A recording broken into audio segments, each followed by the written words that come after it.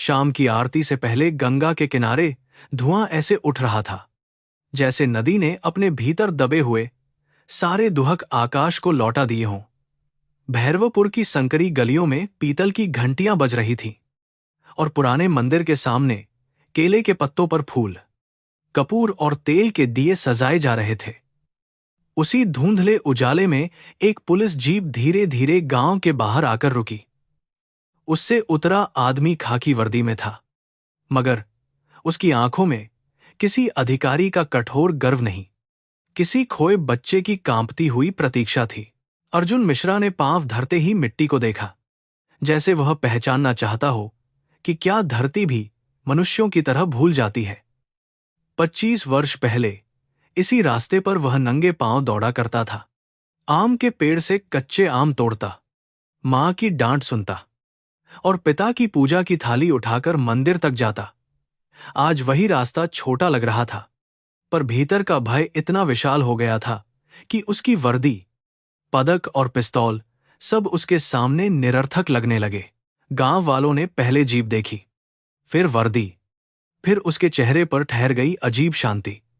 कुछ बच्चों ने फुसफुसाकर कहा कि कोई बड़ा अफसर आया है, शायद ठाकुर साहब के घर छापा पड़ेगा। बूढ़े लोगों ने अपनी धोतियां संभाली और किनारे हो गए। अर्जुन ने किसी से रास्ता नहीं पूछा।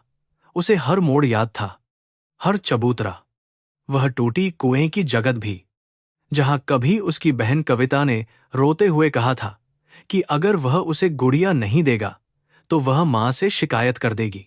उसके कदम उस घर के सामने आकर ठिठक गए, जिसकी मिट्टी की दीवारें अब चूने से ढकी थीं, मगर दरवाजे की चौखट वही थी। उस चौखट पर कभी सावित्री ने हल्दी से स्वस्तिक बनाया था।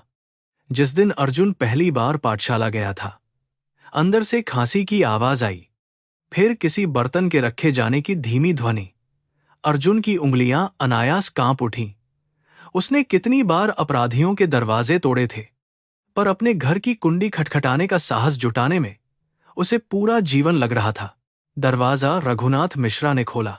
सफेद दाढ़ी, झुकी कमर, माथे पर सूखा चंदन, आंखों के नीचे थकान की गहरी लकीरें। अर्जुन ने उन्हें देखते ही सांस रोक ली। यही उसके पिता थे, जिनकी उंगली पकड़कर उसने गंगा में पहला दीप बहाया था। वह कुछ क्षण बोल न सका, फिर उसकी आवाज बहुत भीतर से निकली। उसने धीरे से कहा कि बाबूजी, मैं हूं। रघुनाथ की आंखों में पहले संशय आया, फिर भय, फिर ऐसा कठोर अजनबीपन जिसने अर्जुन की छाती के भीतर कुछ तोड़ दिया। रघुनाथ ने एक क्षण के लिए दरवाजे की चौखट पकड़ ली, मानो जमीन खिसक रही हो। भीतर से सावित्री की आवाज आई कि कौन है। वह बाहर आई। हाथ में आटे की परात थी, बालों में चांदी उतर आई थी और आंखों में एक पुराना सूना कुआं। अर्जुन ने मां को देखते ही अपना सिर झुका दिया। उसके होंठ कांपे, पर शब्दों से पहले आंसू आ गए। सावित्री ने उसे देखा, परात हाथ से छूटते छूटते बची और उनका चेहरा राख जैसा सफेद पड़ गया। अर्जुन ने आगे बढ़कर उनके पांव छूने चाहे, मगर रघुनाथ ने अचानक हाथ उठाकर उसे रोक दिया। आवाज धीमी थी, पर उसमें पत्थर की ठंडक थी। उन्होंने पूछा कि साहब, आप कौन हैं और हमारे घर क्यों आए हैं? अर्जुन ने जैसे जलती राख निगल ली। उसने कहा कि मैं आपका बेटा अर्जुन हूं, जिसे सबने मरा समझ लिया था। यह सुनते ही सावित्री की देह कांपी, मगर उन्होंने दीवार का सहारा ले लिया। रघुनाथ ने आसपास जमा होने लगे पड़ोसियों की ओर देखा और दरवाजा आधा बंद कर दिया। गली में फुसफुसाहट फैल गई। किसी ने कहा कि पागल है, कोई धोखेबाज होगा। किसी ने पुराने नाम को सुनकर माथे पर हाथ रख लिया, क्योंकि भैरवपुर में अर्जुन मिश्रा की मृत्यु पर 25 बरस से हर श्राद्ध में पिंड चढ़ता आया था। रघुनाथ ने कड़क कर कहा कि उनका बेटा बचपन में गंगा में डूब गया था। उसकी अस्थियां उन्होंने अपने हाथ से प्रवाहित की थीं। वे किसी अजनबी की बातों से अपने मृत पुत्र की आत्मा को अपमानित नहीं करेंगे। यह कहते समय उनकी आंखें अर्जुन से नहीं, जमीन से चिपकी रहीं। सावित्री ने कुछ कहना चाहा, मगर उनके होंठ जैसे किसी अदृश्य व्रत से बंद हो गए। अर्जुन ने अपनी कलाई आगे की, मगर जहां बचपन का पुराना जलन का निशान था, उसने कहा कि मां, याद है, दीपावली की रात दिया उलट गया था और आप सारी रात मेरी कलाई पर घी लगाती रहीं। सावित्री की आंखों में बिजली सी कौंधी। वह एक कदम आगे बढ़ी, फिर पीछे हट गईं, जैसे स्मृति ने उन्हें पुकारा हो और डर ने उनका आंचल पकड़ लिया हो। रघुनाथ ने दरवाजा पूरी तरह बंद करने से पहले केवल इतना कहा कि पुलिस साहब, आप गलत घर आए हैं। हमारे घर में कोई अर्जुन नहीं बचा। जो था वह बहुत पहले मर गया। लकड़ी का दरवाजा बंद हुआ तो आवाज साधारण थी, पर अर्जुन को लगा जैसे किसी ने उसके भीतर के मंदिर का मुख्य द्वार बंद कर दिया हो। वह चौखट के बाहर खड़ा रहा, हाथ अभी भी हवा में अधूरा झुका हुआ। उसकी वर्दी पर धूल बैठने लगी और गली की निगाहें उस पर कांटों की तरह चुभती रहीं। जीप के पास खड़े सिपाही ने आगे आकर पूछा कि साहब, चलें क्या?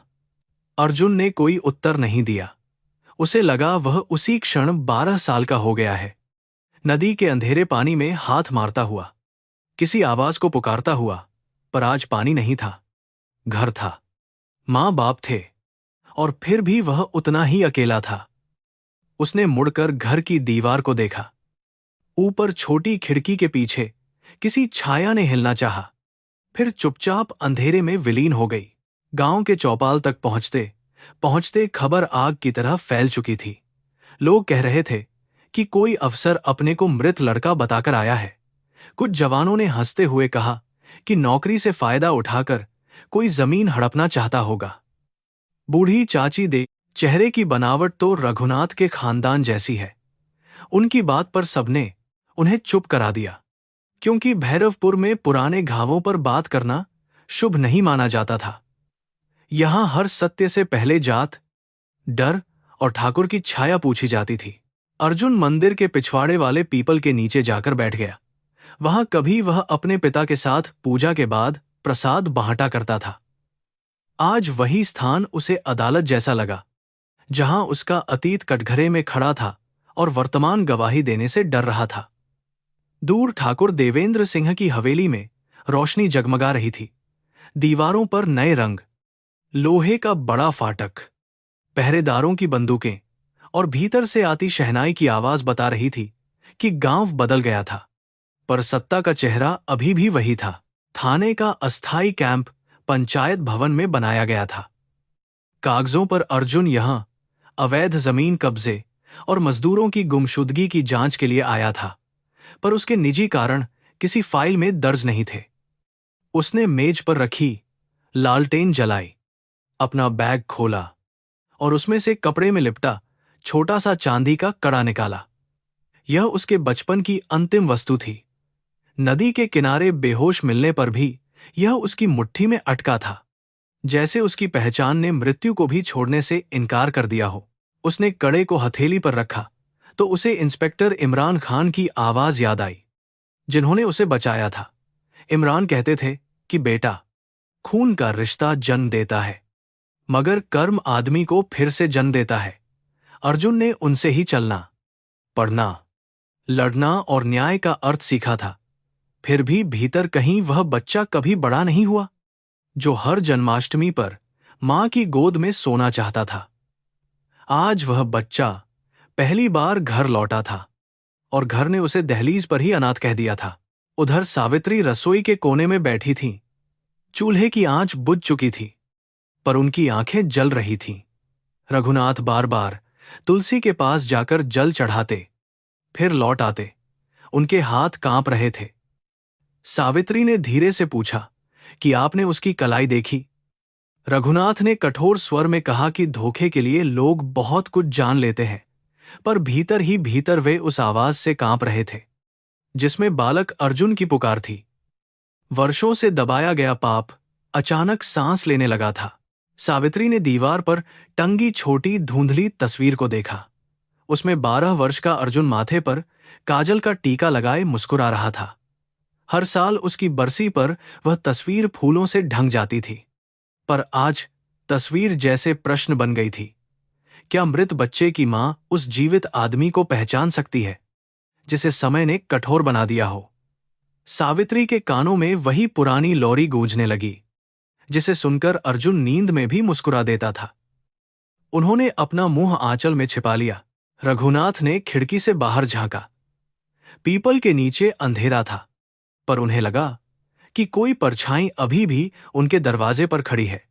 उन्होंने मन ही मन मंत्र जपना चाहा, मगर शब्द उलझ गए। 25 साल पहले उन्होंने जो कागज पर अंगूठा लगाया था, उसकी स्याही अब भी उनकी आत्मा पर गिली थी। उन्होंने खुद से कहा था कि परिवार बचाने के लिए झूठ भी धर्म बन सकता है, पर आज धर्म उसी झूठ के सामने खड़ा पूछ रहा था कि अगर बेटा लौट आया है तो किसे बचाया गया था? रात गहराने लगी तो गांव की स्त्रियां घाट से लौटते हुए उसी घटना की चर्चा कर रही थीं। किसी ने कहा कि सावित्री की आंखें उसे देखकर वैसी ही हो गई थीं, जैसी किसी बिछुड़ी गाय की बछड़े को देखकर होती हैं। दूसरी ने डरकर उसका मुंह दबा दिया, क्योंकि ठाकुर के आदमी हर जगह कान लगाए रहते थे। भैरवपुर में यादें भी धीरे बोली जाती थीं। जिस बच्चे की मौत पर कभी पूरा गांव रोया था, उसकी वापसी अब किसी उत्सव की नहीं, किसी मुसीबत की सूचना लग रही थी। पंचायत भवन में अर्जुन ने सरकारी फाइलें खोली, पर अक्षर तैरने लगे। गुमशुदा मजदूरों की सूची में कई नाम दलित बस्ती के थे, कुछ मुसहर टोले से, कुछ वे किसान जिन्होंने ठाकुर की जमीन पर सवाल उठाया था। उसे अपने बचपन का वह दिन याद आया जब उसने पहली बार देवेंद्र सिंह के आदमियों को एक गरीब किसान पर लाठी बरसाते देखा था। वह चिल्लाया था कि बाबूजी को बताएगा। उसी शाम उसकी दुनिया टूट गई थी। अब समझ में आ रहा था कि उसका लौटना केवल पुत्र का लौटना नहीं, गवाही का लौटना था।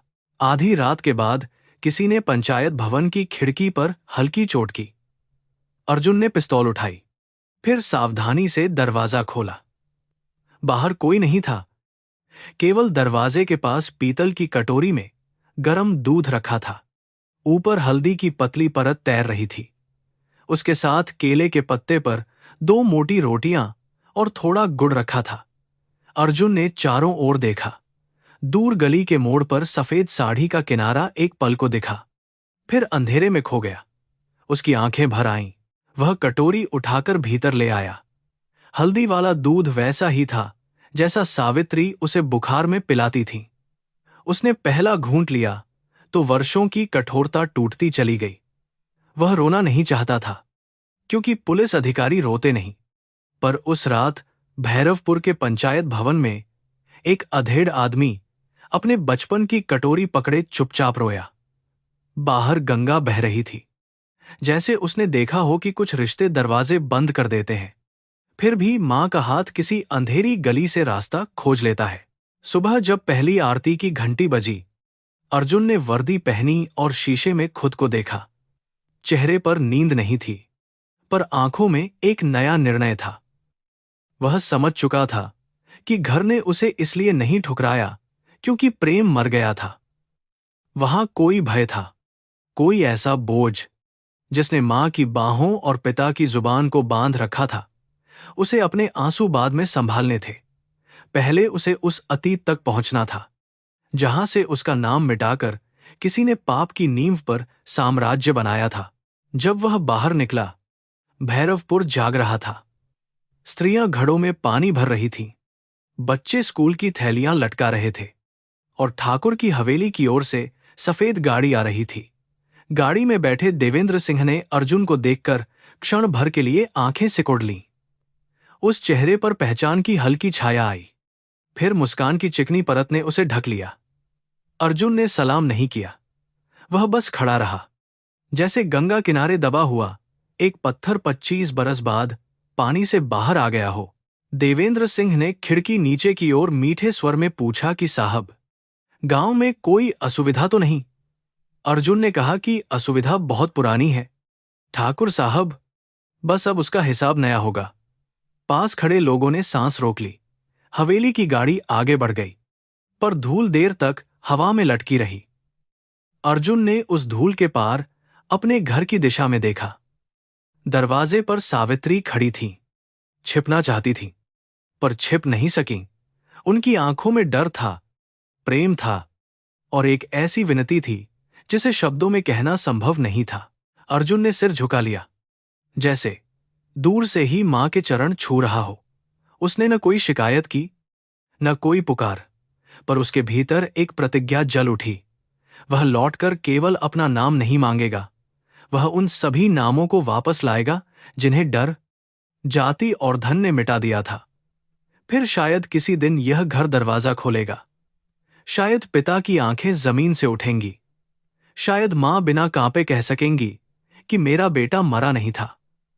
उस सुबह भैरवपुर में सूरज धीरे धीरे उगा, पर अर्जुन के जीवन की सबसे लंबी रात अभी समाप्त नहीं हुई थी। 25 वर्ष पहले भैरवपुर इतना बड़ा नहीं था, पर उसके डर बहुत बड़े थे। गंगा तब भी उसी तरह बहती थी, मगर घाटों पर बिजली के खंभे नहीं, मिट्टी के दिए जलते थे। 12 साल का अर्जुन सुबह सुबह नंगे पांव घर से निकलता, हाथ में पूजा की छोटी टोकरी लिए, जिसमें गेंदे के फूल, तुलसी और मां के बनाए 2 बताशे होते। रघुनाथ मिश्रा उसे मंत्र सिखाते हुए कहते कि बेटा, मन साफ हो तो भगवान गरीब की आवाज भी सुनते हैं। अर्जुन तब सचमुच विश्वास करता था कि भगवान सब देखते हैं। उन दिनों सावित्री का चेहरा गरीबी के बावजूद उजला रहता था। वह पुराने साड़ी के किनारे से बच्चों के लिए थैले सीतीं, कभी चावल में पानी बढ़ाकर खिचड़ी बनाती, तो कभी रोटी पर घी की जगह गुड़ घिसकर कहती कि यही राजाओं का भोजन है। अर्जुन और छोटी कविता उस झूठ को सच मानकर हंस पड़ते। उनके घर में धन नहीं था, पर शाम को जब रघुनाथ रामचरितमानस की चौपाइयां पढ़ते, तब लगता था कि मिट्टी की दीवारें भी किसी महल की तरह गर्म और सुरक्षित हैं। भैरवपुर में हर घर का अपना स्थान था, और हर मनुष्य की कीमत भी उसी स्थान दंड से तय होती थी। ठाकुर देवेंद्र सिंह की हवेली ऊंचे टीले पर थी, जैसे गांव पर निगाह रखने के लिए बनाई गई हो। नीचे दलित बस्ती थी, जहां बरसात में कीचड़ भर जाता और गर्मी में कुएं का पानी सबसे पहले सूखता। रघुनाथ ब्राह्मण थे, पर गरीब ब्राह्मण की प्रतिष्ठा उतनी ही चलती थी जितनी बिना तेल का दिया वे पूजा करा सकते थे। पर ठाकुर की आंखों में आंख डालकर प्रश्न नहीं कर सकते थे। अर्जुन को इन भेदों की समझ पूरी नहीं थी, पर अन्याय वह जल्दी पहचान लेता था। पाठशाला में जब मास्टर जी दलित बच्चे कालू को पीछे बैठाते, तो अर्जुन अपना बस्ता उठाकर उसके पास जा बैठता। घर लौटकर रघुनाथ ने उसे समझाया कि संसार में नियम होते हैं जिन्हें तोड़ने से आग लगती है। अर्जुन ने मासूमियत से पूछा कि अगर नियम ही गलत हों तो क्या भगवान भी चुप रहते हैं? रघुनाथ ने उस दिन कोई उत्तर नहीं दिया। सावित्री ने बस उसके सिर पर हाथ फेरा और डरती आंखों से दरवाजे की ओर देखा। एक दिन सावन के बादल गांव पर झुके हुए थे, जब खेतों की मिड़ पर बड़ा झगड़ा हुआ। रामू चमार नाम का किसान ठाकुर की बंजर पड़ी जमीन वर्षों से जोत रहा था। उस वर्ष फसल अच्छी निकली तो ठाकुर के कारिंदे कागज लेकर पहुंचे और बोले कि जमीन हवेली की है। रामू ने कांपते हुए कहा कि उसने लगान दिया है, उसके पास पुरानी रसीदें हैं। जवाब में लाठियां उठीं। अर्जुन स्कूल से लौटते हुए वहीं से गुजर रहा था। उसने पहले गाली सुनी, फिर शरीर पर पड़ती लकड़ी की भयानक आवाज। रामू की पत्नी मिट्टी में गिरकर रो रही थी। उसका छोटा बेटा पिता के पैरों से चिपका था। ठाकुर देवेंद्र घोड़े पर नहीं, खुली जीप में बैठा था। सफेद कुर्ते पर एक भी दाग नहीं। उसने ऊब भरी आवाज में कहा कि गांव व्यवस्था से चलता है, दया से नहीं। अर्जुन झाड़ियों के पीछे खड़ा सब देख रहा था। जब एक कारिंदे ने रामू के सिर पर लाठी मारी और खून मिट्टी में फैल गया, अर्जुन के भीतर कुछ फट गया। वह दौड़कर चिल्लाया कि मैं सबको बताऊंगा, यह हत्या है। सभी निगाहें उसकी ओर मुड़ गईं। ठाकुर ने पहले उसे पहचाना नहीं, फिर मुस्कुराकर पूछा कि यह किसका लड़का है। एक आदमी बोला कि पंडित रघुनाथ का बेटा है, बड़ा तेज जुबान वाला। अर्जुन ने कांपते हुए भी कहा कि मेरे बाबूजी मंदिर में सबके सामने बोलेंगे और पुलिस भी आएगी। देवेंद्र सिंह की मुस्कान थोड़ी देर में पतली हो गई। उसने पास खड़े मुंशी को धीमे से कुछ कहा। फिर वह अर्जुन के सिर पर हाथ फेरते हुए बोला कि बेटा, सच बोलना अच्छा है, पर सच बोलने की उम्र भी होती है। उस शाम अर्जुन घर लौटा तो उसका चेहरा राख की तरह धूसर था। सावित्री ने समझा कि किसी बच्चे से झगड़ा हुआ होगा, पर जब उसने सब बताया, रघुनाथ की उंगलियों से पूजा की घंटी छूटकर गिर गई। उन्होंने पहले उसे डांटा कि बड़े लोगों के मामलों में बच्चे नहीं बोलते। अर्जुन ने रोते हुए कहा कि रामू काका मर जाएंगे, क्या हम चुप रहेंगे? रघुनाथ की आंखों में भय भर आया। वे रात होते ही रामू के घर जाने को उठे, पर दरवाजे पर ठाकुर का आदमी पहले से खड़ा था। उस आदमी ने आदर से नमस्ते की, पर उसकी कमर में लाठी थी। उसने कहा कि ठाकुर साहब कल मंदिर में विशेष पूजा कराना चाहते हैं, और पंडित जी को याद दिलाया कि बेटी कविता छोटी है, घर कच्चा है, रातें लंबी होती हैं। शब्द मीठे थे, पर उनका अर्थ विष था। रघुनाथ ने दरवाजा बंद कर लिया। सावित्री ने पूछा कि क्या होगा। रघुनाथ ने कहा कि सुबह तक सब शांत हो जाएगा, पर उस रात कोई नहीं सोया। अर्जुन को पहली बार लगा कि सच बोलने से पहले लोगों को अपने प्रियजनों की गिनती करनी पड़ती है। अगले दिन रामू की मौत की खबर आई। कहा गया कि वह शराब पीकर कुएं में गिर पड़ा था। गांव ने सिर झुकाकर बात मान ली, क्योंकि सच बोलने से पेट नहीं भरता और झूठ के खिलाफ खड़े होने से खेत, घर, बहू, बेटियां सब खतरे में आ जाते। अर्जुन ने देखा कि रामू की पत्नी की चीख को भी जाति की दीवारों ने छोटा कर दिया था। उसने पिता से कहा कि वह थाने जाएगा। रघुनाथ ने उसे थप्पड़ मार दिया। वह थप्पड़ दर्द से अधिक भय का था, और दोनों उसे जीवन भर याद रखने वाले थे।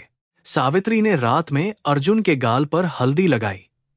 वह खुद रो रही थी, पर बेटे से बोली कि कभी कभी जीवित रहना भी धर्म होता है। अर्जुन ने धीरे से पूछा कि अगर रामू काका जीवित नहीं रहे तो उनका धर्म कौन निभाएगा? सावित्री ने उसे सीने से लगा लिया, पर उत्तर फिर भी नहीं दे सकी। उसी रात अर्जुन ने तय कर लिया कि वह सुबह भोर में कस्बे के थाने जाएगा। उसे रास्ता ठीक से नहीं मालूम था, पर न्याय का रास्ता तब बच्चे को भी सीधा लगता है जब दुनिया ने अभी उसे मोड़ा न हो। भोर से पहले वह घर से निकला। मां सो रही थी, पिता तुलसी के पास बैठे थे या शायद सोने का अभिनय कर रहे थे।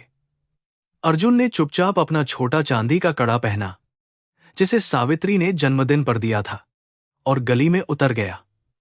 आसमान धूसर था। मुर्गे अभी पूरी तरह नहीं बोले थे। वह खेतों के बीच से कस्बे वाली पगडंडी पकड़कर चलने लगा।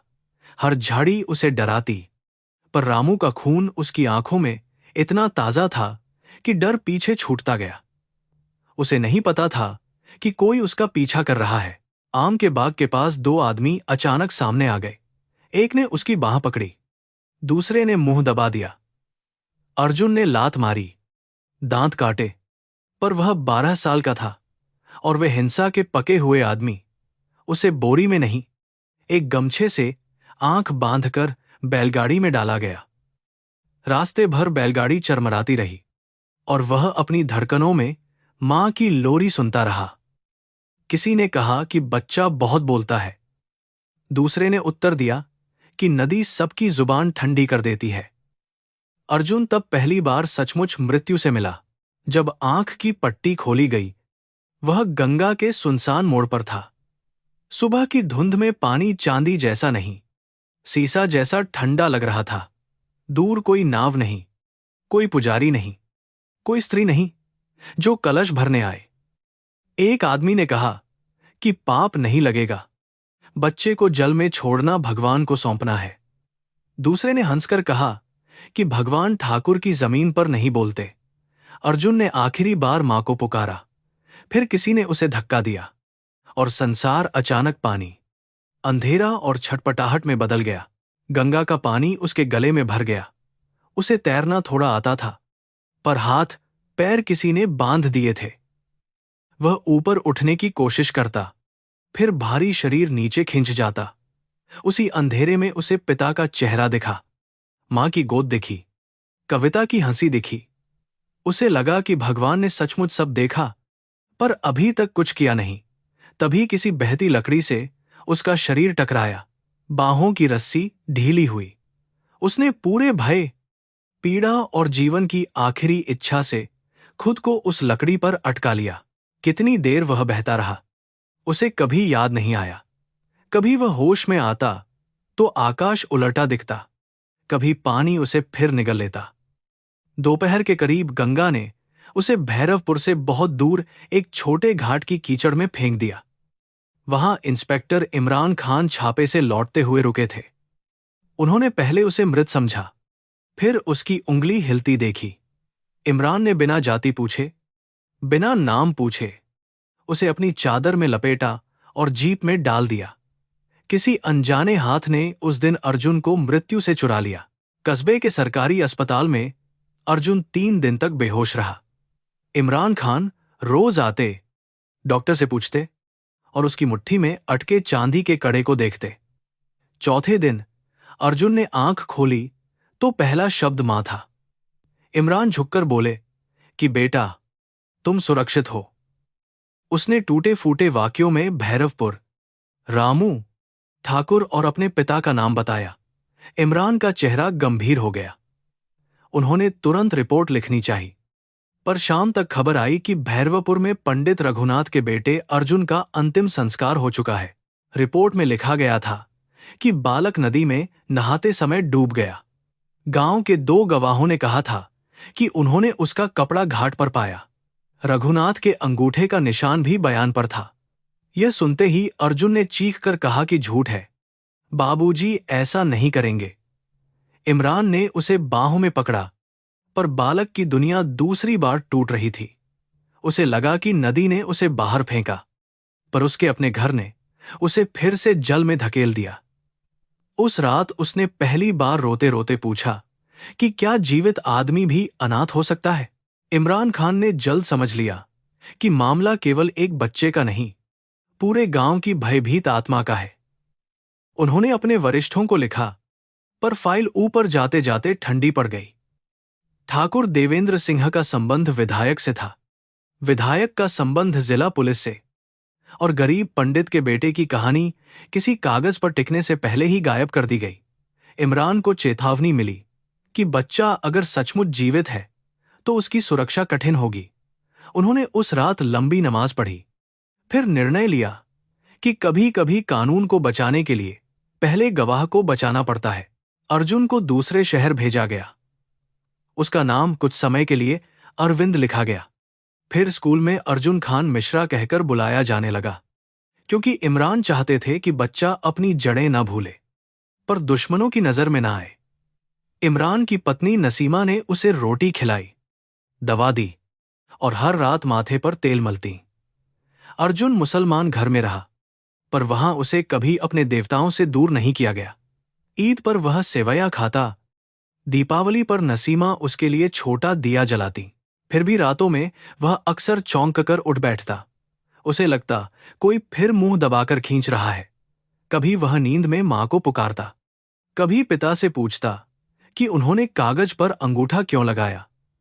इमरान उसे समझाते कि डर आदमी से झूठ कहलवा सकता है, पर सच मरता नहीं। वे कहते कि बेटा, बदला लेने से पहले अपने भीतर न्याय को बड़ा करो, नहीं तो तुम भी उन्हीं जैसे हो जाओगे। अर्जुन तब कुछ नहीं कहता, पर उसकी मुट्ठी में चांदी का कड़ा कस जाता। वर्ष बीतते गए।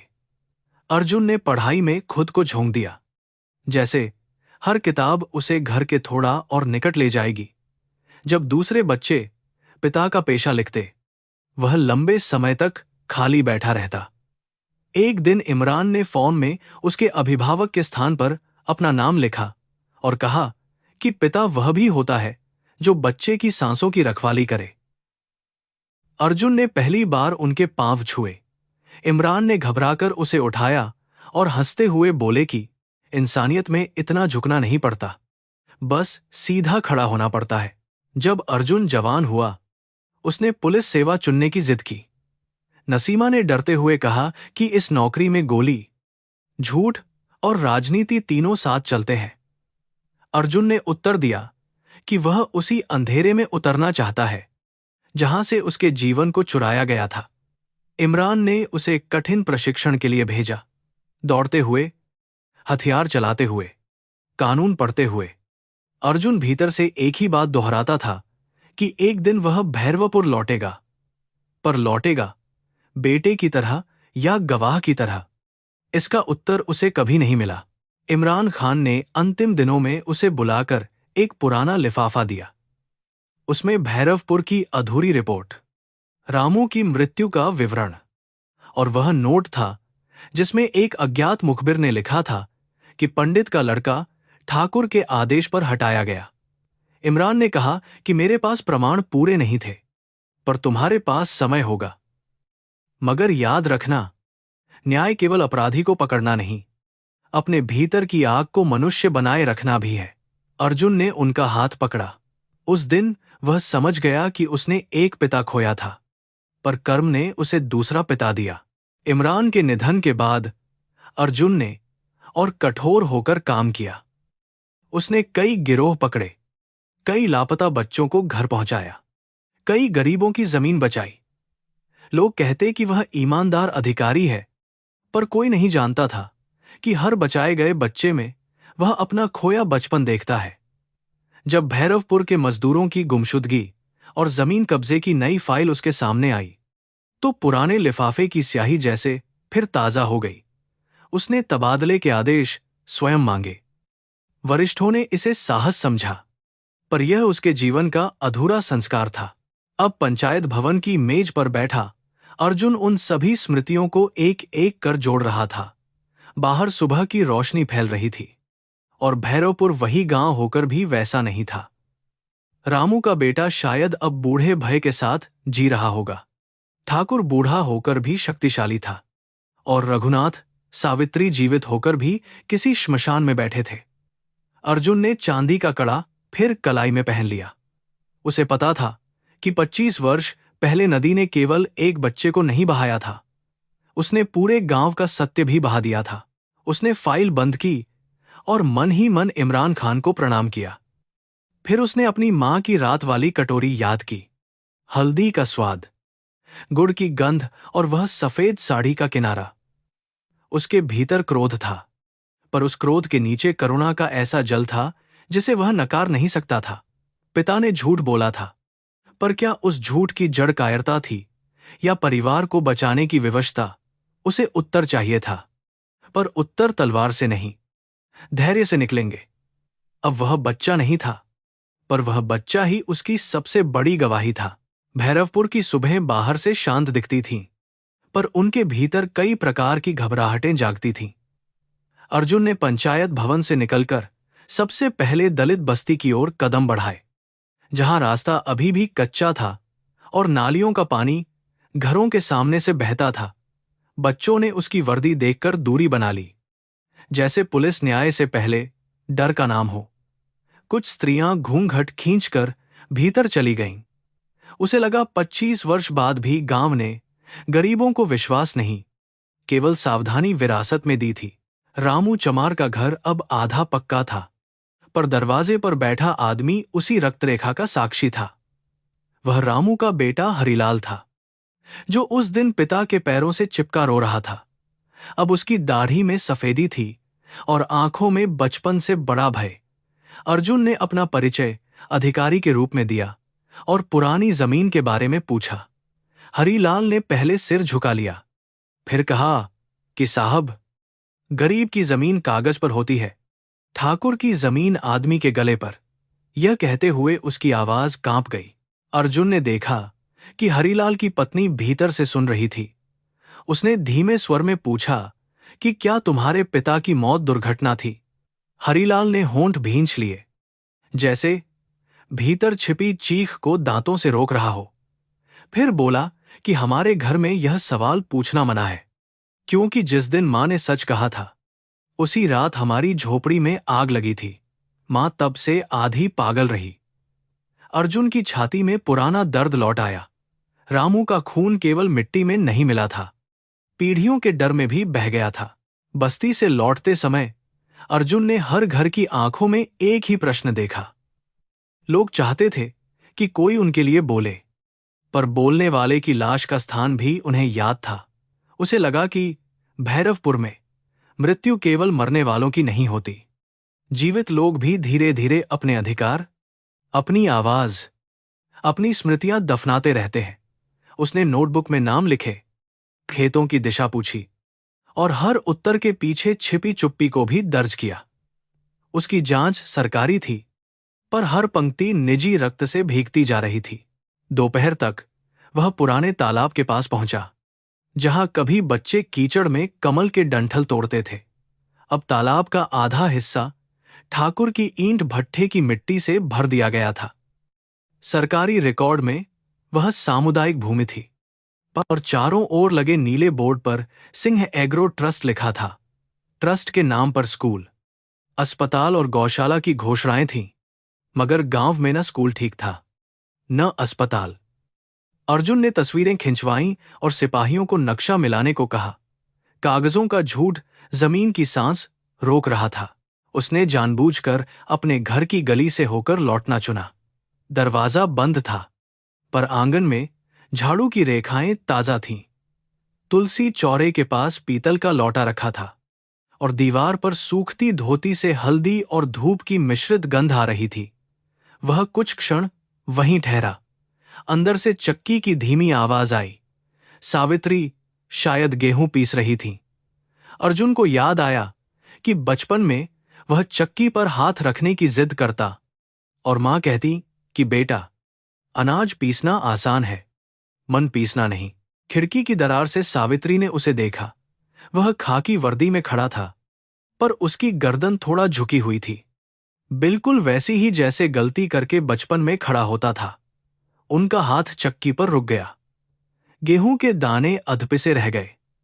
वह चाहती थी दरवाजा खोल दे, उसके माथे को छूकर देख ले कि सचमुच गर्म रक्त बह रहा है या यह कोई सपना है। पर रघुनाथ भीतर खांसे और वह फिर पत्थर बन गई। मातृत्व ने कदम उठाया। भय ने उन्हें पकड़कर बैठा दिया।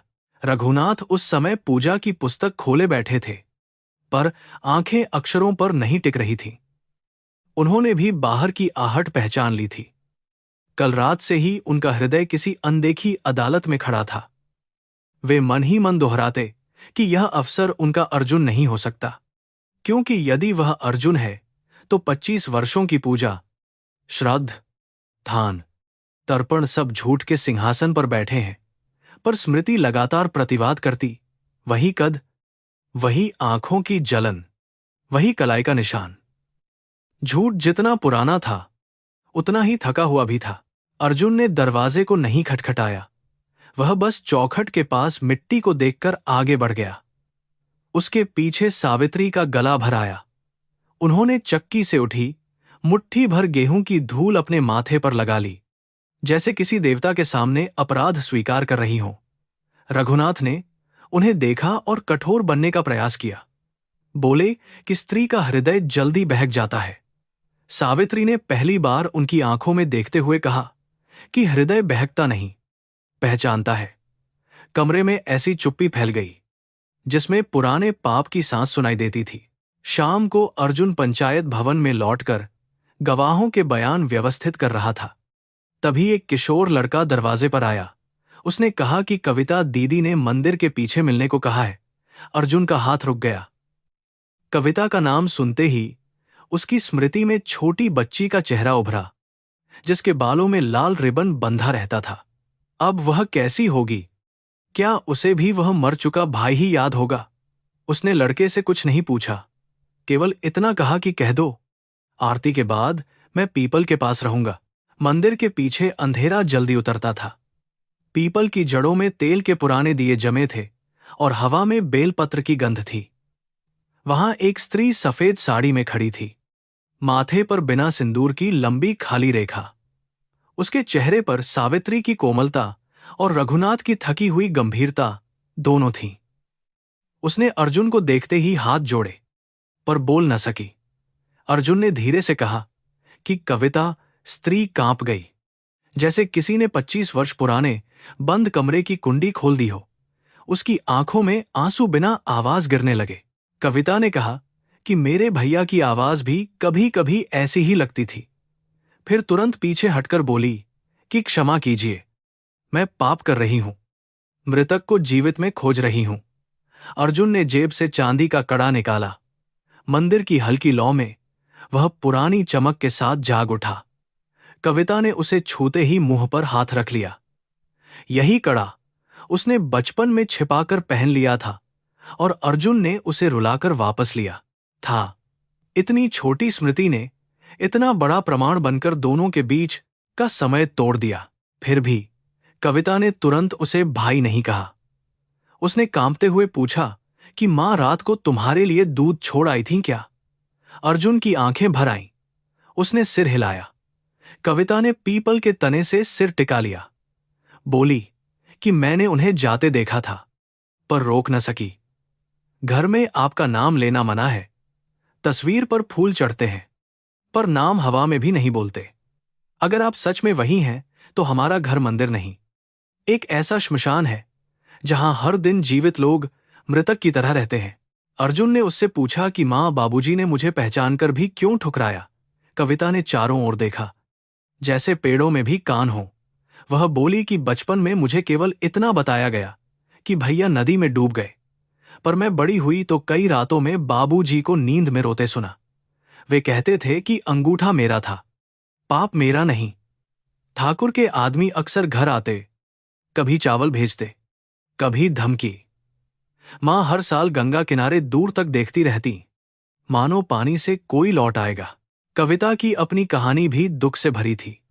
उसका विवाह पड़ोस के कस्बे में हुआ था, पर पति ईंट भट्टे के कर्ज में फंसकर बीमार पड़ा और मर गया।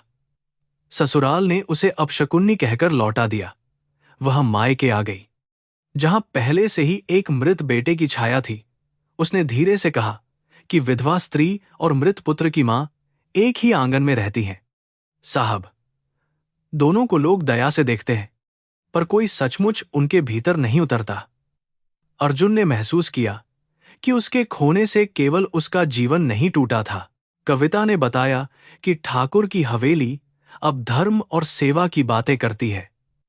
हर उत्सव में अन्नदान, हर चुनाव में कंबल, हर मंदिर में चांदी की घंटी। मगर उन्हीं खेतों के नीचे कितने किसानों की पुकार दबाई गई है, कोई हिसाब नहीं। पिछले महीने मुसहर टोले के 3 मजदूर शहर काम पर गए बताए गए, पर उनके परिवार कहते हैं कि वे ठाकुर के गोदाम पर आखिरी बार देखे गए थे। अर्जुन ने सब नोट किया। कविता ने उसके चेहरे पर अधिकारी की कठोरता देखी, पर उसकी आंखों में भाई का घाव अभी भी खुला था। कविता ने जाते जाते कहा कि मां आपको पहचानती हैं, पर डरती हैं कि सच बोलते ही बाबूजी जेल जाएंगे। अर्जुन ने एक क्षण आंखें बंद कर लीं।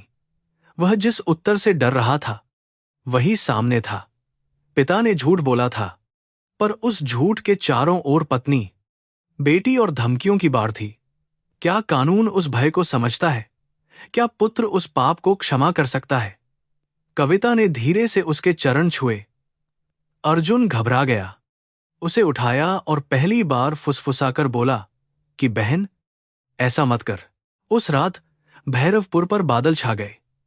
हवेली से ढोलक और हारमोनियम की आवाज आ रही थी, क्योंकि ठाकुर देवेंद्र सिंह ने किसी मंत्री के स्वागत में भजन संध्या रखी थी।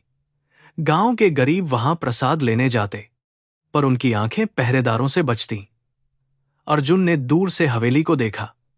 लोहे के फाटक पर खड़े बंदूकधारी किसी किले के सैनिकों जैसे थे।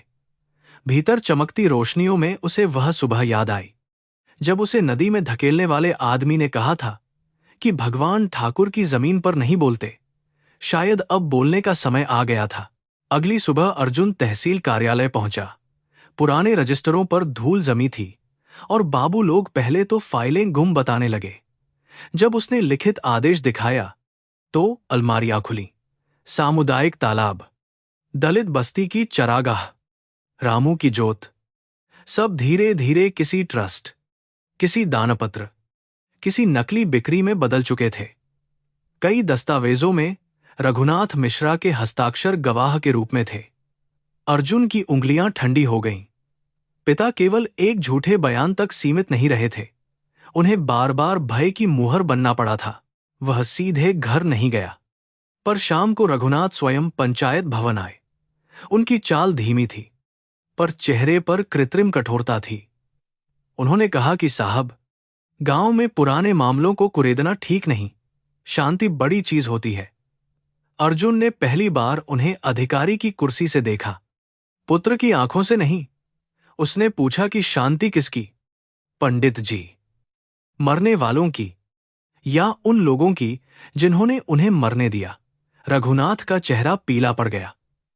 उन्होंने केवल इतना कहा कि हर सच बोलना धर्म नहीं होता, कभी कभी सच पूरा घर जला देता है। अर्जुन ने शांत स्वर में कहा कि झूठ ने कौन सा घर बचाया है? यह सुनकर रघुनाथ की आंखें उठीं। उनमें गुस्सा नहीं, एक थका हुआ आर्तनाद था। वे बोले कि आप नहीं जानते कि पिता होना क्या है। जब कोई आपकी बेटी की देह, आपकी पत्नी की सांस और आपके घर की छत को धमकी में बदल दे, तब धर्म ग्रंथों के श्लोक भी कांपने लगते हैं।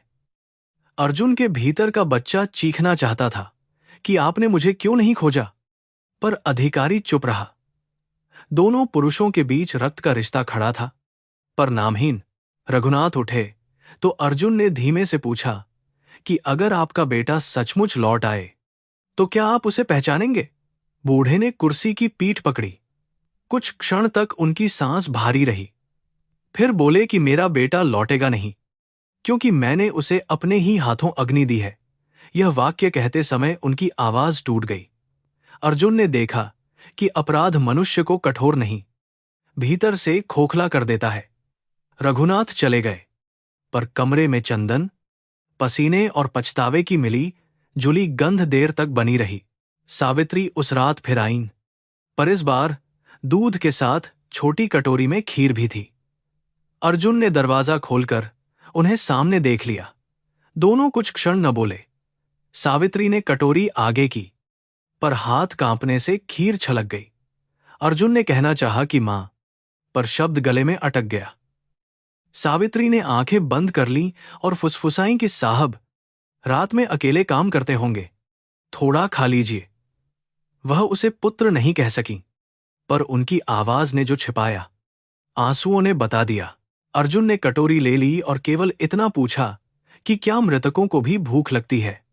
सावित्री का चेहरा टूट गया। उन्होंने होंठ काट लिए, पर रोने की आवाज दबा न सकी। बोलीं कि कुछ मृतक पेट से नहीं, मां की छाती से भूखे रहते हैं। फिर तुरंत मुड़ गईं, क्योंकि यदि वह एक क्षण और रुकतीं तो शायद सारा गांव सुन लेता कि 25 वर्षों का श्राद्ध झूठ था। अर्जुन ने उनके जाते हुए पांव देखे। वे वही पांव थे जिनके पास वह बचपन में बुखार में सिर रखकर सोता था। तीसरे दिन ठाकुर देवेंद्र ने अर्जुन को हवेली पर चाय के लिए बुलावा भेजा। संदेश में विनम्रता थी, पर भीतर आदेश की गंध। अर्जुन गया, क्योंकि उसे शक्ति के चेहरे को पास से पढ़ना था। हवेली के आंगन में संगमरमर लगा था, दीवारों पर पूर्वजों की तलवारें और मंदिर में सोने का मुकुट। देवेंद्र सिंह अब बूढ़ा था, पर उसकी आंखों में वही ठंडी माप थी जो आदमी को मनुष्य नहीं, उपयोगी या अनुपयोगी वस्तु मानती है। उसने अर्जुन का स्वागत ऐसे किया जैसे वह गांव का हितैषी संरक्षक हो।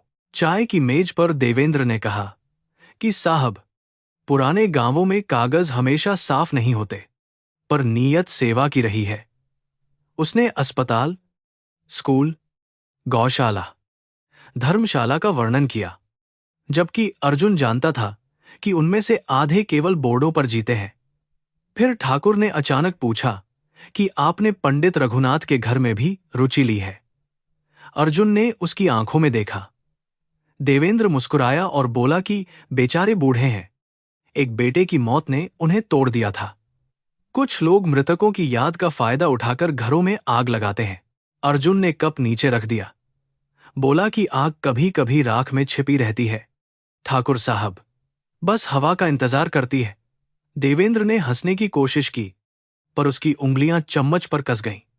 उसने कहा कि अधिकारी आते जाते रहते हैं, गांव रहता है, अर्जुन ने उत्तर दिया कि न्याय देर से आए तो भी रास्ता याद रखता है। हवेली से बाहर निकलते हुए उसने देखा कि ऊपर की बालकनी में एक स्त्री खड़ी थी।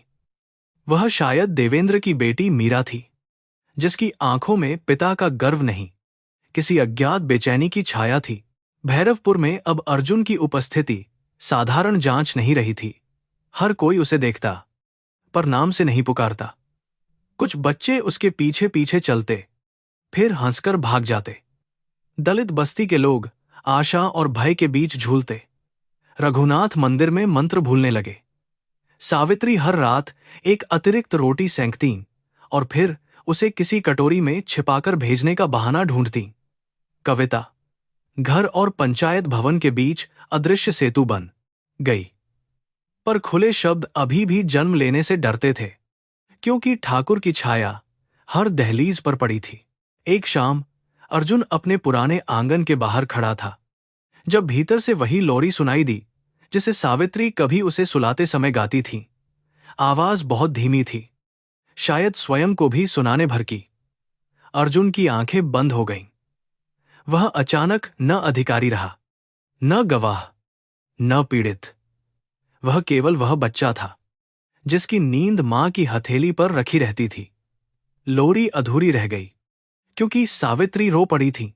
दरवाजा बंद था, पर उस पल अर्जुन समझ गया कि घर मरा नहीं है, वह बस भय की राख में सांस ले रहा है। कविता ने अगले दिन अर्जुन को मंदिर के पिछवाड़े नहीं, गंगा के पुराने घाट पर बुलाया, जहां अब कम लोग आते थे। वहां सीढ़ियों पर काई जमी थी और बीच की टूटी मूर्ति पर चिड़ियां बैठती थीं। उसने कहा कि घर में बात करना असंभव है, क्योंकि बाबूजी हर आहट से चौंक जाते हैं और मां दिन भर चुप रहकर रात में रोती है।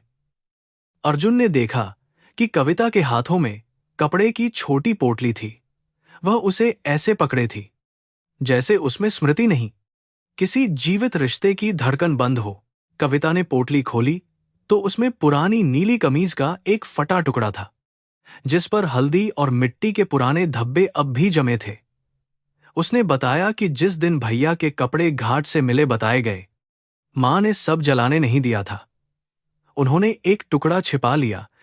कहती थीं कि बच्चे की गंध कपड़े में रहती है। अर्जुन ने कांपते हाथ से कपड़े को छुआ। कपड़ा लगभग राख हो चुका था, पर उसमें से अचानक बचपन की दोपहर, मिट्टी, पसीना और मां की गोद की गंध उठी। कविता ने धीमे स्वर में पूछा कि क्या आपको वह गीत याद है जो मां सावन में गाती थीं, जब छत टपकती थी और हम दोनों एक ही खाट पर सिमटकर सोते थे। अर्जुन ने आंखें बंद की। पहले केवल धुंधला स्वर आया, फिर शब्द लौटे, जैसे गंगा की रेत से दबे दीप बाहर निकलते हों। उसने बहुत धीरे गुनगुनाया कि सो जा मेरे नन्हे कन्हैया। बाहर बरसे बदरिया। कविता ने दोनों हाथ मुंह पर रख लिए। वह रोई नहीं, टूट गई, क्योंकि कोई अजनबी वह लोरी नहीं जान सकता था। उसने अर्जुन के माथे को छुआ, फिर अचानक पीछे हट गई। बोली कि भैया, कहने से डर लगता है, पर न कहूं तो आत्मा फटती है। इतने वर्षों तक मैंने मां को एक मृत बच्चे से बातें करते देखा है। वह चूल्हे पर पहली रोटी तुम्हारे नाम की बनाती थी, फिर गाय को दे देती। हर अमावस्या को गंगा में दीप बहाकर देर तक पानी देखती।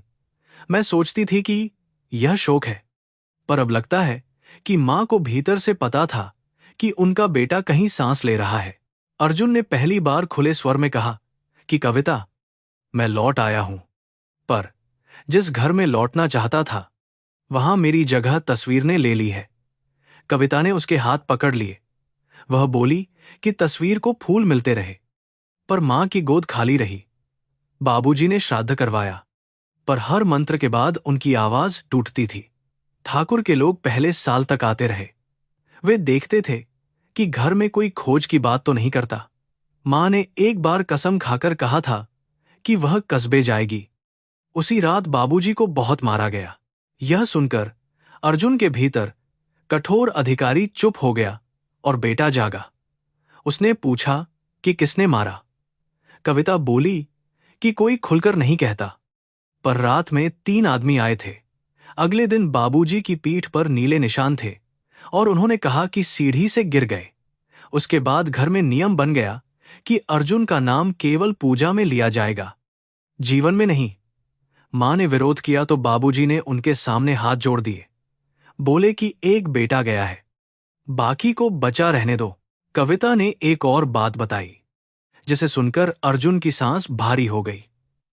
25 वर्ष पहले झूठे बयान के बाद ठाकुर ने रघुनाथ को कुछ धन भेजा था, पर रघुनाथ ने उसे मंदिर के दान पात्र में डाल दिया। उन्होंने कहा कि खून से खरीदा अन्न घर में नहीं पक सकता। फिर भी वही रघुनाथ बाद में कई दस्तावेजों में गवाह बने, क्योंकि हर बार धमकी नहीं होती थी। कभी सावित्री, कभी कविता, कभी घर की जमीन। भय आदमी से पाप करवाता है, पर पाप करने के बाद वह भय से भी अधिक भारी हो जाता है। घाट पर हवा तेज होने लगी थी। कविता ने पोटली में से एक छोटी सी सीप निकाली। बोली कि यह आपने मुझे मेले से चुरा कर दी थी। फिर कहा था कि मत बताना, वरना मां डांटेंगी। अर्जुन हल्का मुस्कुराया, फिर उसकी आंखें भर आईं। उसे वह मेला याद आ गया जहां गुड़ की जलेबी, बांसुरी और मिट्टी के घोड़े बिकते थे। उसने सचमुच सीप चुराई नहीं थी, दुकानदार को अपनी कंछों की थैली देकर ली थी। कविता ने कहा कि मुझे लगा था भैया लौटेंगे तो पहले यही पूछूंगी कि सीप चुराई थी या खरीदी। दोनों भाई बहन कुछ देर गंगा को देखते रहे। जल शांत था, पर उनकी स्मृतियों में वह अब भी हिंसक था। अर्जुन ने कहा कि मुझे पिता से उत्तर चाहिए, पर मैं उन्हें तोड़ना नहीं चाहता। कविता ने धीरे से कहा कि वे पहले ही टूट चुके हैं, बस बाहर से खड़े दिखाई देते हैं। उनका धर्म उन्हें खा रहा है। पूजा करते समय जब कोई बालक प्रसाद लेने आता है, वे देर तक उसे देखते रहते हैं, पर भय ने उनकी जीभ बांध दी है। शायद आपकी उपस्थिति ही वह आग है जो गांठ खोलेगी। उधर हवेली में मीरा सिंह अपने पिता के पुराने कार्यालय में फाइलें देख रही थी। वह शहर से कानून पढ़कर लौटी थी और गांव में कानूनी सहायता केंद्र खोलना चाहती थी। पिता ने मुस्कुराकर कहा था कि गरीबों की सेवा करो, पर घर की इज्जत का ध्यान रहे। मीरा ने पहले इसे सामान्य सावधानी समझा, पर हाल के दिनों में पुलिस जांच और अर्जुन की नजर ने उसे बेचैन कर दिया। अलमारी में बंद दस्तावेजों पर धूल नहीं थी, जैसे उन्हें कभी कभी देखा जाता रहा हो। उसने एक लाल फाइल निकाली जिस पर सामुदायिक विकास लिखा था। फाइल में नकली दानपत्र, अधूरे हस्ताक्षर और कई ऐसे गवाहों के नाम थे जो अब जीवित नहीं थे। मीरा ने पढ़ते पढ़ते देखा कि रामू चमार की जमीन पहले विवादित दिखाकर पंचायत के नाम चढ़ाई गई, फिर किसी धार्मिक ट्रस्ट को दी गई और अंत में उसी ट्रस्ट से सिंह परिवार की कंपनी को पट्टे पर चली गई। तारीखें एक दूसरे से लड़ रही थीं। कुछ जगह रघुनाथ मिश्रा के कांपते हस्ताक्षर थे। मीरा का माथा ठंडा हो गया। कानून की भाषा में छिपी लूट पहली बार उसके अपने घर की लिखावट में सामने थी। मीरा को बचपन याद आया, जब हवेली में हर त्योहार पर गरीबों को खाना बांटा जाता और पिता को दानी कहा जाता। वह विश्वास करती थी कि उनके परिवार की प्रतिष्ठा सेवा से बनी है, पर दस्तावेजों में सेवा नहीं, व्यवस्थित कब्जा था। उसने एक पुरानी रिपोर्ट भी पाई जिसमें रामू की मृत्यु को दुर्घटना कहा गया था और नीचे किसी पुलिस अधिकारी की टिप्पणी आधी काटी गई थी। फाइल के कोने में पेंसिल से लिखा था कि पंडित का लड़का गवाह था। मामला शांत। मीरा ने कुर्सी पकड़ ली, क्योंकि जमीन जैसे हिल गई थी। उसी शाम मीरा ने अर्जुन से मिलने का निश्चय किया। वह सीधे पंचायत भवन नहीं गई, क्योंकि हवेली के लोग देखते। उसने दलित बस्ती की बूढ़ी दाई के घर संदेश भिजवाया। जब अर्जुन वहां पहुंचा, मीरा सादा सूती सलवार में बैठी थी, चेहरे पर गर्व का कोई आभूषण नहीं। उसने बिना भूमिका के कहा कि मेरे पास कुछ कागज हैं, पर मुझे नहीं पता कि उन्हें सौंपने का साहस मुझमें है या नहीं। अर्जुन ने शांत स्वर में पूछा कि क्या आप सच से डरती हैं? मीरा ने उत्तर दिया कि सच से नहीं, अपने पिता से डरती हूं। अर्जुन ने उसकी आंखों में देखा। वहां अपराध नहीं, भय और शर्म का संघर्ष था। मीरा ने कहा कि मैं देवेंद्र सिंह की बेटी हूं, यह मेरा जन्म है। पर यदि उन्होंने अपराध किए हैं तो क्या मेरा मौन भी अपराध होगा? अर्जुन को इंस्पेक्टर इमरान की बात याद आई कि मनुष्य अपने जन्म से नहीं, अपने कर्म से पहचाना जाता है। उसने कहा कि कानून गवाही मांगता है, पर आत्मा पहले स्वयं से गवाही मांगती है। आप जो भी करें, समझ कर करें। मीरा ने फाइल उसकी ओर बढ़ाई नहीं, पर उसे अपने आंचल के नीचे और कसकर पकड़ लिया। रात में कविता ने मां को सब बताने की कोशिश की। सावित्री आंगन में चावल चुन रही थी, पर हर दाना जैसे किसी स्मृति का पत्थर था। कविता ने धीरे से कहा कि वह सचमुच भैया है। सावित्री का हाथ रुक गया। उन्होंने आंख उठाए बिना कहा कि मां को प्रमाण नहीं चाहिए। बेटी, मां की छाती कभी झूठ नहीं बोलती। कविता ने रोते हुए पूछा कि फिर आपने दरवाजा क्यों बंद किया? सावित्री ने दोनों हाथों से चावल की थाली पकड़ ली, मानो वह गिरती हुई दुनिया को संभाल रही हो। सावित्री ने कहा कि जिस दिन अर्जुन खोया, मैं भी मर गई थी, पर स्त्री की मृत्यु पर कोई चिता नहीं जलती। वह रसोई में रोटी बनाती रहती है। अगर मैं उस दिन ठाकुर से भिड़ जाती तो शायद तुम भी नहीं बचती। अगर आज बोल दूं तो तुम्हारे बाबूजी जेल जाएंगे और लोग कहेंगे कि पंडित झूठा था, मां पागल थी, बेटी अपशकुनी थी। कविता ने उत्तर दिया कि लोग तो अब भी कुछ न कुछ कहते हैं। सावित्री मुस्कुराई नहीं, उनकी आंखों में केवल थका हुआ जल था। रघुनाथ ने यह वार्तालाप दरवाजे के बाहर से सुन लिया। वे भीतर आए तो उनका चेहरा कठोर नहीं, भयभीत था। बोले कि कोई भी उस आदमी से मिलने नहीं जाएगा। वह पुलिस वाला है, वह पुराने पापों को कानून में बदल देगा। सावित्री ने पहली बार सीधा प्रश्न किया कि और अगर वह हमारा बेटा है? रघुनाथ चिल्लाना चाहते थे, पर आवाज फुसफुसाहट बन गई। बोले कि अगर वह बेटा है तो हम क्या हैं? मां, बाप या हत्यारों के गवाह? यह कहते ही वे बैठ गए और उनका शरीर कांपने लगा। सावित्री उनके पास गईं, पर उन्होंने हाथ हटा लिया। बोले कि मुझे मत छुओ। मैंने तुम्हारे लाल का श्राद्ध करवाया, मैंने ब्राह्मणों को भोजन कराया, जैसे वह सचमुच मर गया हो। मैंने अपने हाथ से उस कपड़े को अग्नि दी जिसमें उसका शरीर नहीं था। सावित्री रो पड़ी। बोली कि आपने शरीर नहीं जलाया, पर हमारे घर की रोशनी जरूर बुझा दी। फिर तुरंत पछता गई, क्योंकि यह वाक्य वर्षों के दबे दर्द से निकला था, प्रेम के विरुद्ध नहीं। रघुनाथ ने सिर झुका लिया और चुप्पी ने उन्हें क्षमा भी न दी। अगले दिन अर्जुन ने पुराने थाने के रिकॉर्ड मंगवाए।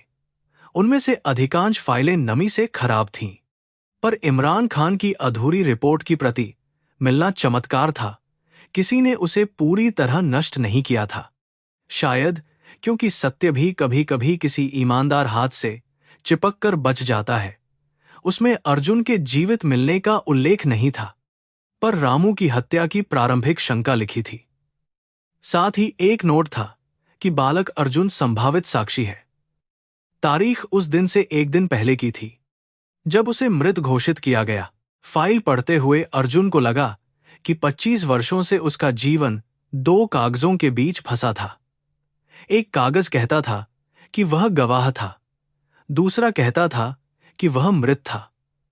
मनुष्य की सांस, मां की स्मृति और बहन की सीप इन कागजों से अधिक सच्चे थे, पर कानून के लिए कागज ही रास्ता खोलते थे। उसने अपने सहायक को आदेश दिया कि हर दस्तावेज की प्रतिलिपि सुरक्षित की जाए। अब यह केवल अतीत नहीं रहा, यह वर्तमान अपराधों की जड़ था, और जड़ काटे बिना पेड़ नहीं गिरेगा। मीरा उसी शाम फिर मिली। इस बार उसने फाइल अर्जुन को सौंप दी। उसका चेहरा पीला था, पर आंखों में अजीब दृढ़ता थी। उसने कहा कि मैंने पिता से पूछा, तो उन्होंने हंसकर कहा कि गांव चलाने के लिए कठोर निर्णय लेने पड़ते हैं। फिर उन्होंने मुझे चेतावनी दी कि बाहर की पढ़ाई ने मुझे परिवार विरोधी बना दिया है। अर्जुन ने पूछा कि क्या आप लिखित बयान देंगी? मीरा ने देर तक मौन रखा, फिर बोली कि बेटी का धर्म पिता को बचाना नहीं, पिता के पाप को छिपाकर समाज को जलने देना भी नहीं हो सकता। इस बीच ठाकुर देवेंद्र को खबर मिल चुकी थी कि उसकी बेटी फाइलों तक पहुंची है। हवेली में उस रात पहली बार ऊंची आवाजें उठीं। देवेंद्र ने मीरा से कहा कि कानून किताबों में अच्छा लगता है, जमीन पर वंश बचाना पड़ता है। मीरा ने उत्तर दिया कि वंश यदि अन्याय पर खड़ा हो तो वह कुल नहीं, अभिशाप होता है। देवेंद्र ने थप्पड़ नहीं मारा, पर उसकी आंखों ने बेटी को विरासत से काट दिया। उसने पहरेदारों को आदेश दिया कि मीरा बाहर न जाए।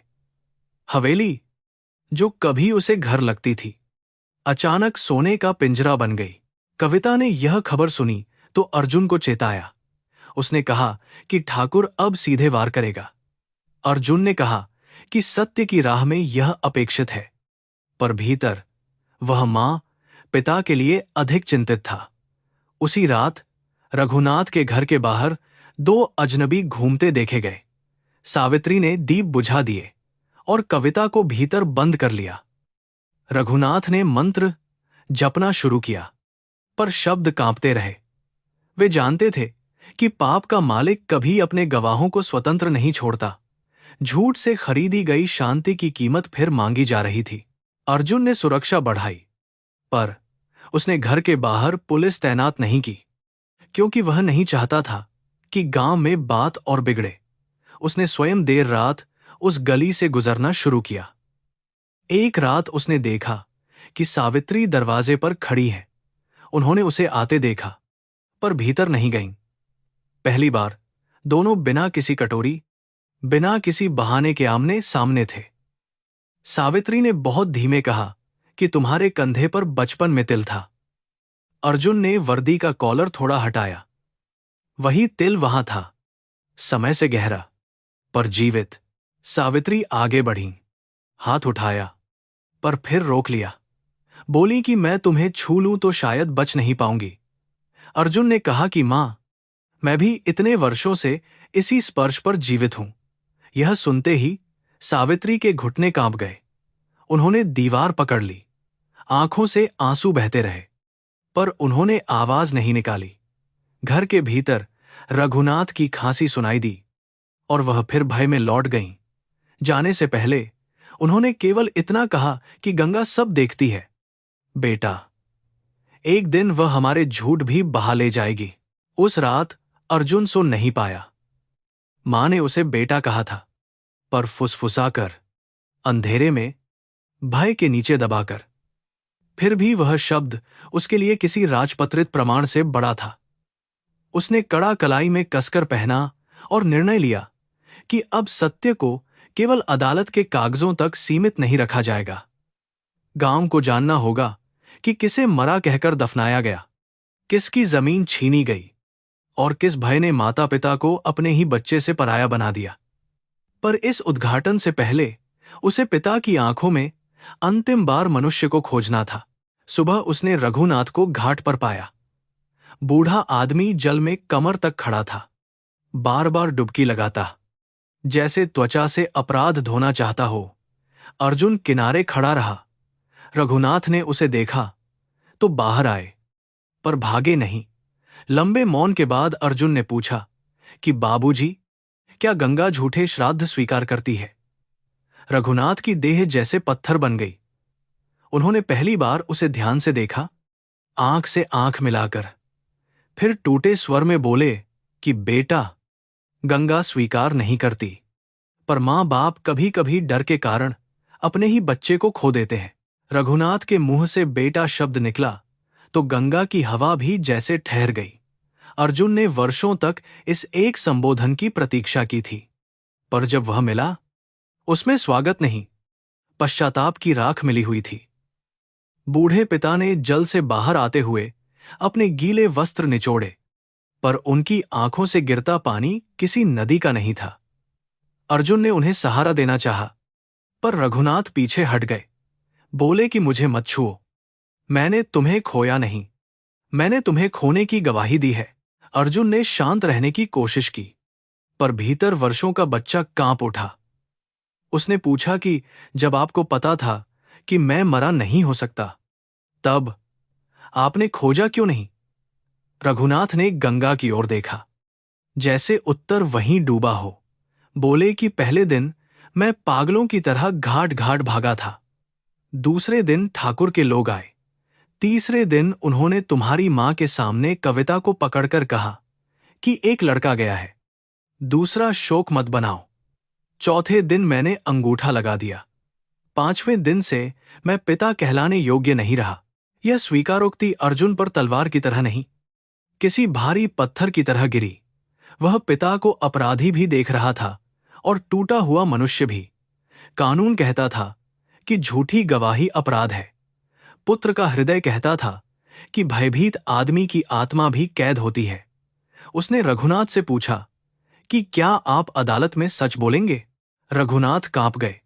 बोले कि सच बोलने से मेरी देह हल्की होगी, पर तुम्हारी मां पर क्या गुजरेगी? गांव मुझे पापी कहेगा। अर्जुन ने धीरे से कहा कि गांव पहले ही पाप में जी रहा है।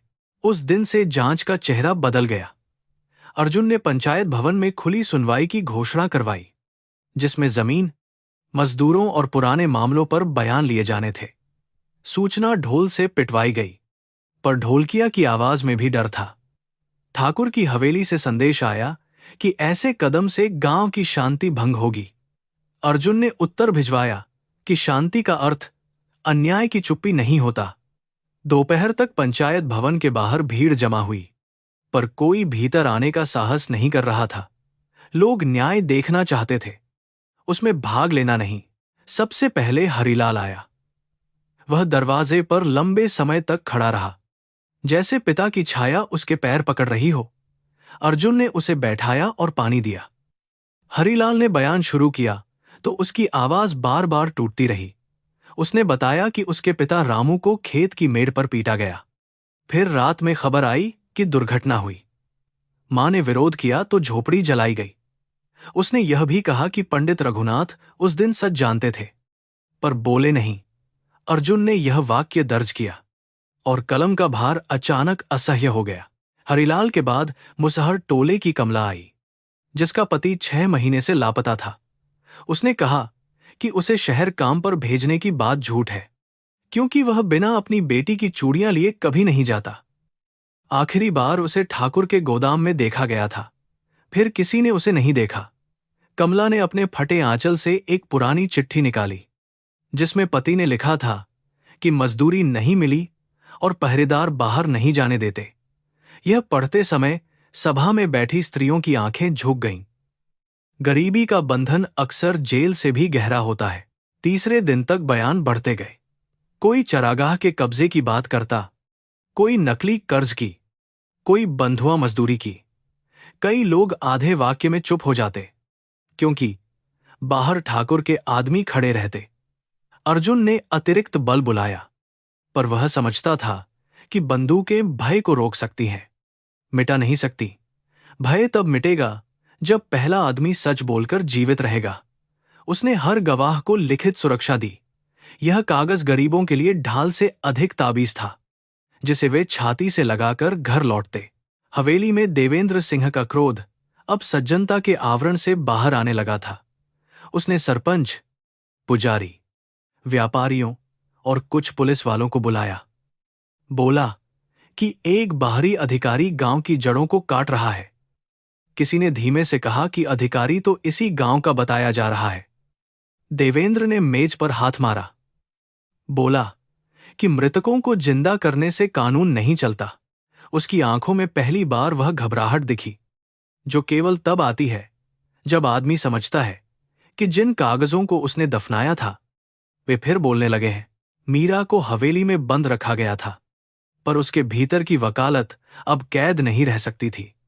उसने अपनी पुरानी सहेली के हाथ एक प्रतिलिपि अर्जुन तक पहुंचाई, जिसमें सिंह एग्रो ट्रस्ट के बैंक खातों और सरकारी अनुदानों का विवरण था। उस धन से गरीबों के लिए स्कूल बनना था, पर उससे हवेली के नए हिस्से बने। चुनावी चंदे दिए गए और बंदूकधारियों को वेतन मिला। अर्जुन ने दस्तावेज देखकर तुरंत जिला मुख्यालय को रिपोर्ट भेजी। अब मामला केवल गांव का अत्याचार नहीं, संगठित अपराध, भ्रष्टाचार और हत्या तक फैल गया था। इसी बीच रघुनाथ का मन टूटने लगा। मंदिर में जब लोग पूजा कराने आते, वे मंत्र भूल जाते। एक बूढ़ी औरत ने कहा कि पंडित जी, आपके जप में आजकल रोना सुनाई देता है। रघुनाथ ने कोई उत्तर नहीं दिया। वे घर लौटे तो सावित्री ने पूछा कि क्या आपने उससे बात की? रघुनाथ ने सिर झुका लिया। बोले कि उसने मुझे बाबूजी नहीं कहा, पर मेरी आत्मा ने सुन लिया। सावित्री की आंखें भर आईं। बोली कि बेटा शब्द छिपाने से बेटा अनाथ होता है, और मां बाप भी। अब कब तक छिपेंगे? रात में ठाकुर का आदमी आया। उसने आंगन में खड़े होकर कहा कि पंडित जी, मालिक याद दिलाते हैं कि पुराने बयान बदलना पाप है। रघुनाथ ने पहली बार उसकी आंखों में देखा और कहा कि पाप क्या है, यह अब तुम मुझे मत सिखाओ। आदमी हंसा, फिर बोला कि पुलिस वाला कुछ दिन में चला जाएगा, पर आपका घर यहीं रहेगा। यह सुनकर सावित्री बाहर आईं। उनके हाथ में जलता हुआ दिया था। उन्होंने कहा कि जिस घर में 25 साल अंधेरा रहा हो, उसे अब आग से डर नहीं लगता। उस उत्तर ने गली में छिपे लोगों को स्तब्ध कर दिया। सावित्री ने जीवन भर धीमे स्वर में बात की थी, पर उस रात उनकी आवाज में ऐसी थरथराती लौ थी कि धमकी देने वाला आदमी भी क्षण भर चुप रह गया। रघुनाथ ने सावित्री को भीतर जाने को कहा, पर वह नहीं गई। बोली कि मैंने एक बेटे का श्राद्ध किया, एक बेटी की विधवा आंखें देखीं और पति को डर में गलते देखा। अब यदि सच कहने से मृत्यु आए तो कम से कम यह मृत्यु जीवितों जैसी होगी। आदमी बिना उत्तर दिए चला गया। अगले दिन देवेंद्र ने चाल बदली। उसने अर्जुन को निजी मुलाकात का निमंत्रण भेजा। इस बार जिला अधिकारी की उपस्थिति का बहाना बनाया। अर्जुन जानता था कि यह बातचीत नहीं, दबाव होगा। वह गया तो हवेली के बड़े कक्ष में देवेंद्र अकेला बैठा था। चांदी की तश्तरी में मिठाई, पीतल के गिलास में केसर दूध, और दीवार पर कृष्ण अर्जुन का चित्र था। देवेंद्र ने मुस्कुराकर कहा कि नाम भी अर्जुन है आपका, पर हर अर्जुन को युद्ध नहीं करना चाहिए। कभी कभी कृष्ण भी राजनीति समझाते हैं, धर्म नहीं। अर्जुन ने उसकी बात बिना भाव बदले सुनी। देवेंद्र आगे झुका और बोला कि आप ईमानदार हैं, इसलिए सीधी बात करूंगा। पुरानी बातें खोलेंगे तो आपका भी घर टूटेगा। पंडित रघुनाथ ने झूठा बयान दिया, नकली कागजों में गवाही दी। कानून उन्हें छोड़ेगा नहीं। आपकी मां की उम्र क्या है, सोचिए। आपने 25 साल बाद लौटकर यदि उन्हें जेल के द्वार पर खड़ा कर दिया तो यह कैसा पुत्रधर्म होगा? अर्जुन के भीतर तीर लगा। देवेंद्र ने वही जगह चुनी थी जहां वर्दी के नीचे बेटा अब भी लहूलुहान था। देवेंद्र ने फिर लालच रखा। बोला कि शहर में बड़ा पद मिल सकता है, परिवार को सम्मान से स्वीकार कर लीजिए, गांव को धीरे धीरे सुधार दीजिए। पुराने खून से कोई खेत फिर हरा नहीं होता। अर्जुन ने बहुत देर बाद कहा कि खून से सींचे खेत पर अन्न नहीं, श्राप उगता है। ठाकुर ने पहली बार अपना संयम खोया। उसकी आवाज कठोर हो गई। बोला कि तुम समझते हो कि वर्दी तुम्हें बचा लेगी। याद रखो, तुम्हारे पिता ने तुम्हें एक बार कागज पर मारा था, इस बार कानून तुम्हारे हाथों उन्हें मारेगा। हवेली से निकलते समय अर्जुन की चाल भारी थी। उसने जीवन भर अपराधियों की धमकी सुनी थी, पर पिता का नाम हथियार बनते देखना कठिन था। पंचायत भवन लौटकर उसने फाइल खोली और रघुनाथ के हस्ताक्षरों पर उंगली रखी। हर हस्ताक्षर में डर, दबाव और अपराध मिला हुआ था। क्या वह इन्हें अनदेखा कर सकता था? नहीं। क्या वह पिता को अपराधी की तरह घसीट सकता था? यह भी नहीं। उसने इमरान खान की डायरी खोली। उसमें लिखा था कि न्याय में करुणा न हो तो वह प्रतिशोध बन जाता है, और करुणा में सत्य न हो तो वह कमजोरी। उसी शाम कविता आई। उसने भाई के चेहरे पर थकान देखकर पूछा कि ठाकुर ने क्या कहा। अर्जुन ने सब बताया। कविता चुप रही, फिर बोली कि भैया, बाबूजी ने पाप किया है, पर वह पाप अकेला उनका नहीं था। जिस समाज में गरीब ब्राह्मण भी ठाकुर की धमकी से कांपता है, वहां अपराध की जड़ केवल एक हस्ताक्षर नहीं होती। पर यह भी सच है कि अगर वे नहीं बोलेंगे तो मां कभी मुक्त नहीं होंगी। अर्जुन ने पूछा कि क्या तुम चाहती हो मैं उन्हें गिरफ्तार करूं? कविता ने आंसू पोंछे बोली कि मैं चाहती हूं आप उन्हें झूठ से गिरफ्तार करें। कविता का वाक्य अर्जुन के भीतर देर तक गूंजता रहा। झूठ से गिरफ्तार करना, मनुष्य को हथकड़ी से पहले अपने भय से मुक्त करना। उसने निश्चय किया कि रघुनाथ का बयान अलग से दर्ज होगा, दबाव और धमकी के संदर्भ के साथ। कानून में भी विवशता की जगह होती है। यदि अधिकारी उसे दर्ज करने का साहस करे, पर उससे पहले रघुनाथ को स्वयं सामने आना होगा। बेटा पिता को बचा नहीं सकता यदि पिता सत्य में कदम रखने को तैयार न हो। कर्म का हण केवल आंसुओं से नहीं उतरता। गांव की खुली सुनवाई के चौथे दिन देवेंद्र ने अपना धार्मिक चेहरा पहन लिया। हवेली से घोषणा हुई कि बड़े मंदिर में विशेष यज्ञ होगा, गांव की शांति और समृद्धि के लिए। गरीबों को भोजन मिलेगा, पुरोहितों को दान, और जिला परिषद के नेता आएंगे। यह शक्ति प्रदर्शन था। रघुनाथ को भी मुख्य आचार्य बनने का निमंत्रण भेजा गया। उन्होंने कागज हाथ में लिया और लंबे समय तक देखते रहे। अगर वे जाते तो ठाकुर की छाया फिर उनके माथे पर होगी, अगर न जाते तो खुला विरोध माना जाएगा। सावित्री ने कहा कि मत जाइए। रघुनाथ बोले कि पंडित पूजा से मना करे तो लोग प्रश्न पूछेंगे।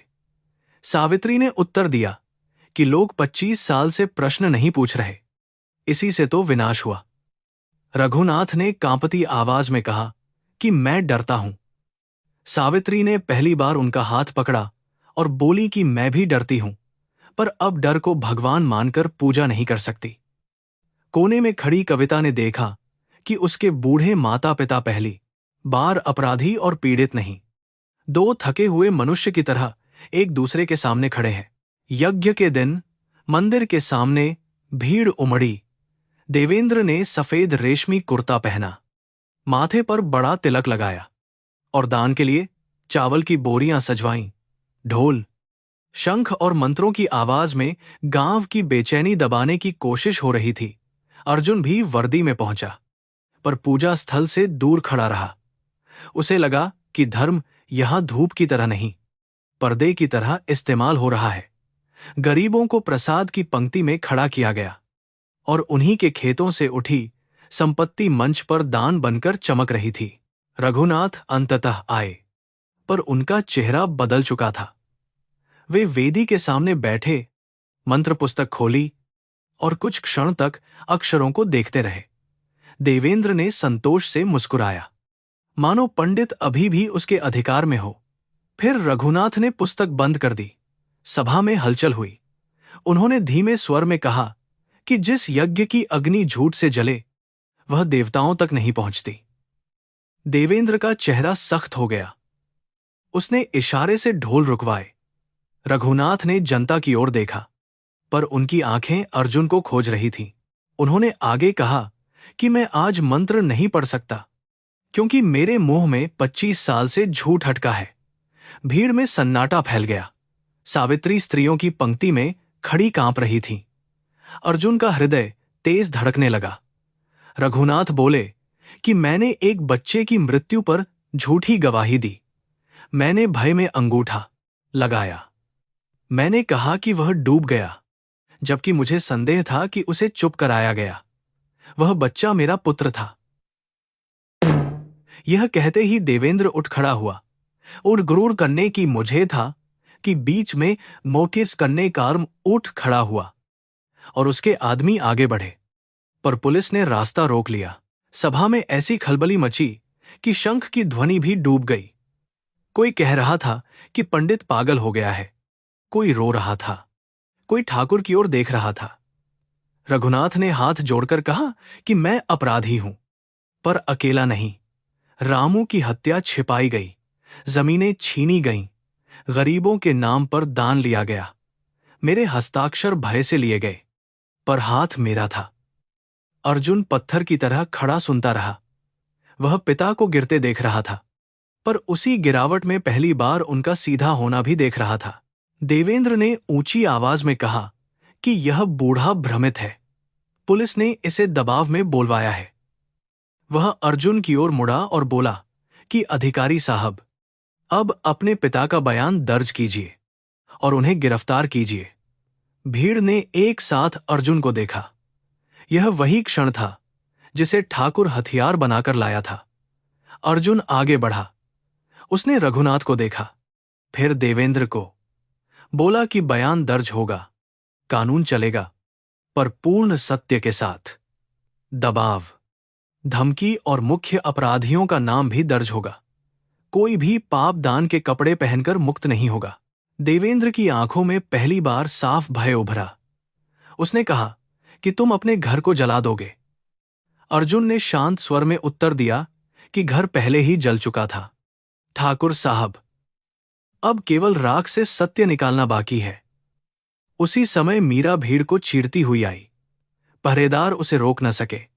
उसके हाथ में फाइलों की प्रतियां थीं।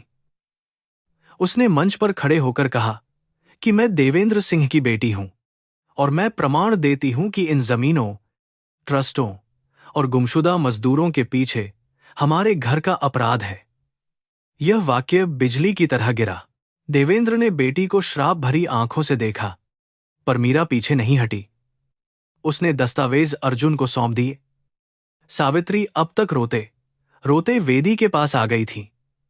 उन्होंने रघुनाथ के कंधे पर हाथ रखा, फिर अर्जुन की ओर देखा। उनकी आंखों में पहली बार छिपाव नहीं था। वह बोलना चाहती थी, पर यह क्षण अभी पिता के स्वीकार का था। अर्जुन ने सिपाहियों को आदेश दिया कि देवेंद्र सिंह को हिरासत में लिया जाए और सभी दस्तावेज जब्त किए जाएं। ठाकुर के आदमी हिले, पर भीड़ ने रास्ता नहीं दिया। भय की दीवार में पहली दरार पड़ चुकी थी जब हथकड़ी देवेंद्र के हाथों तक पहुंची। उसने अंतिम वार किया।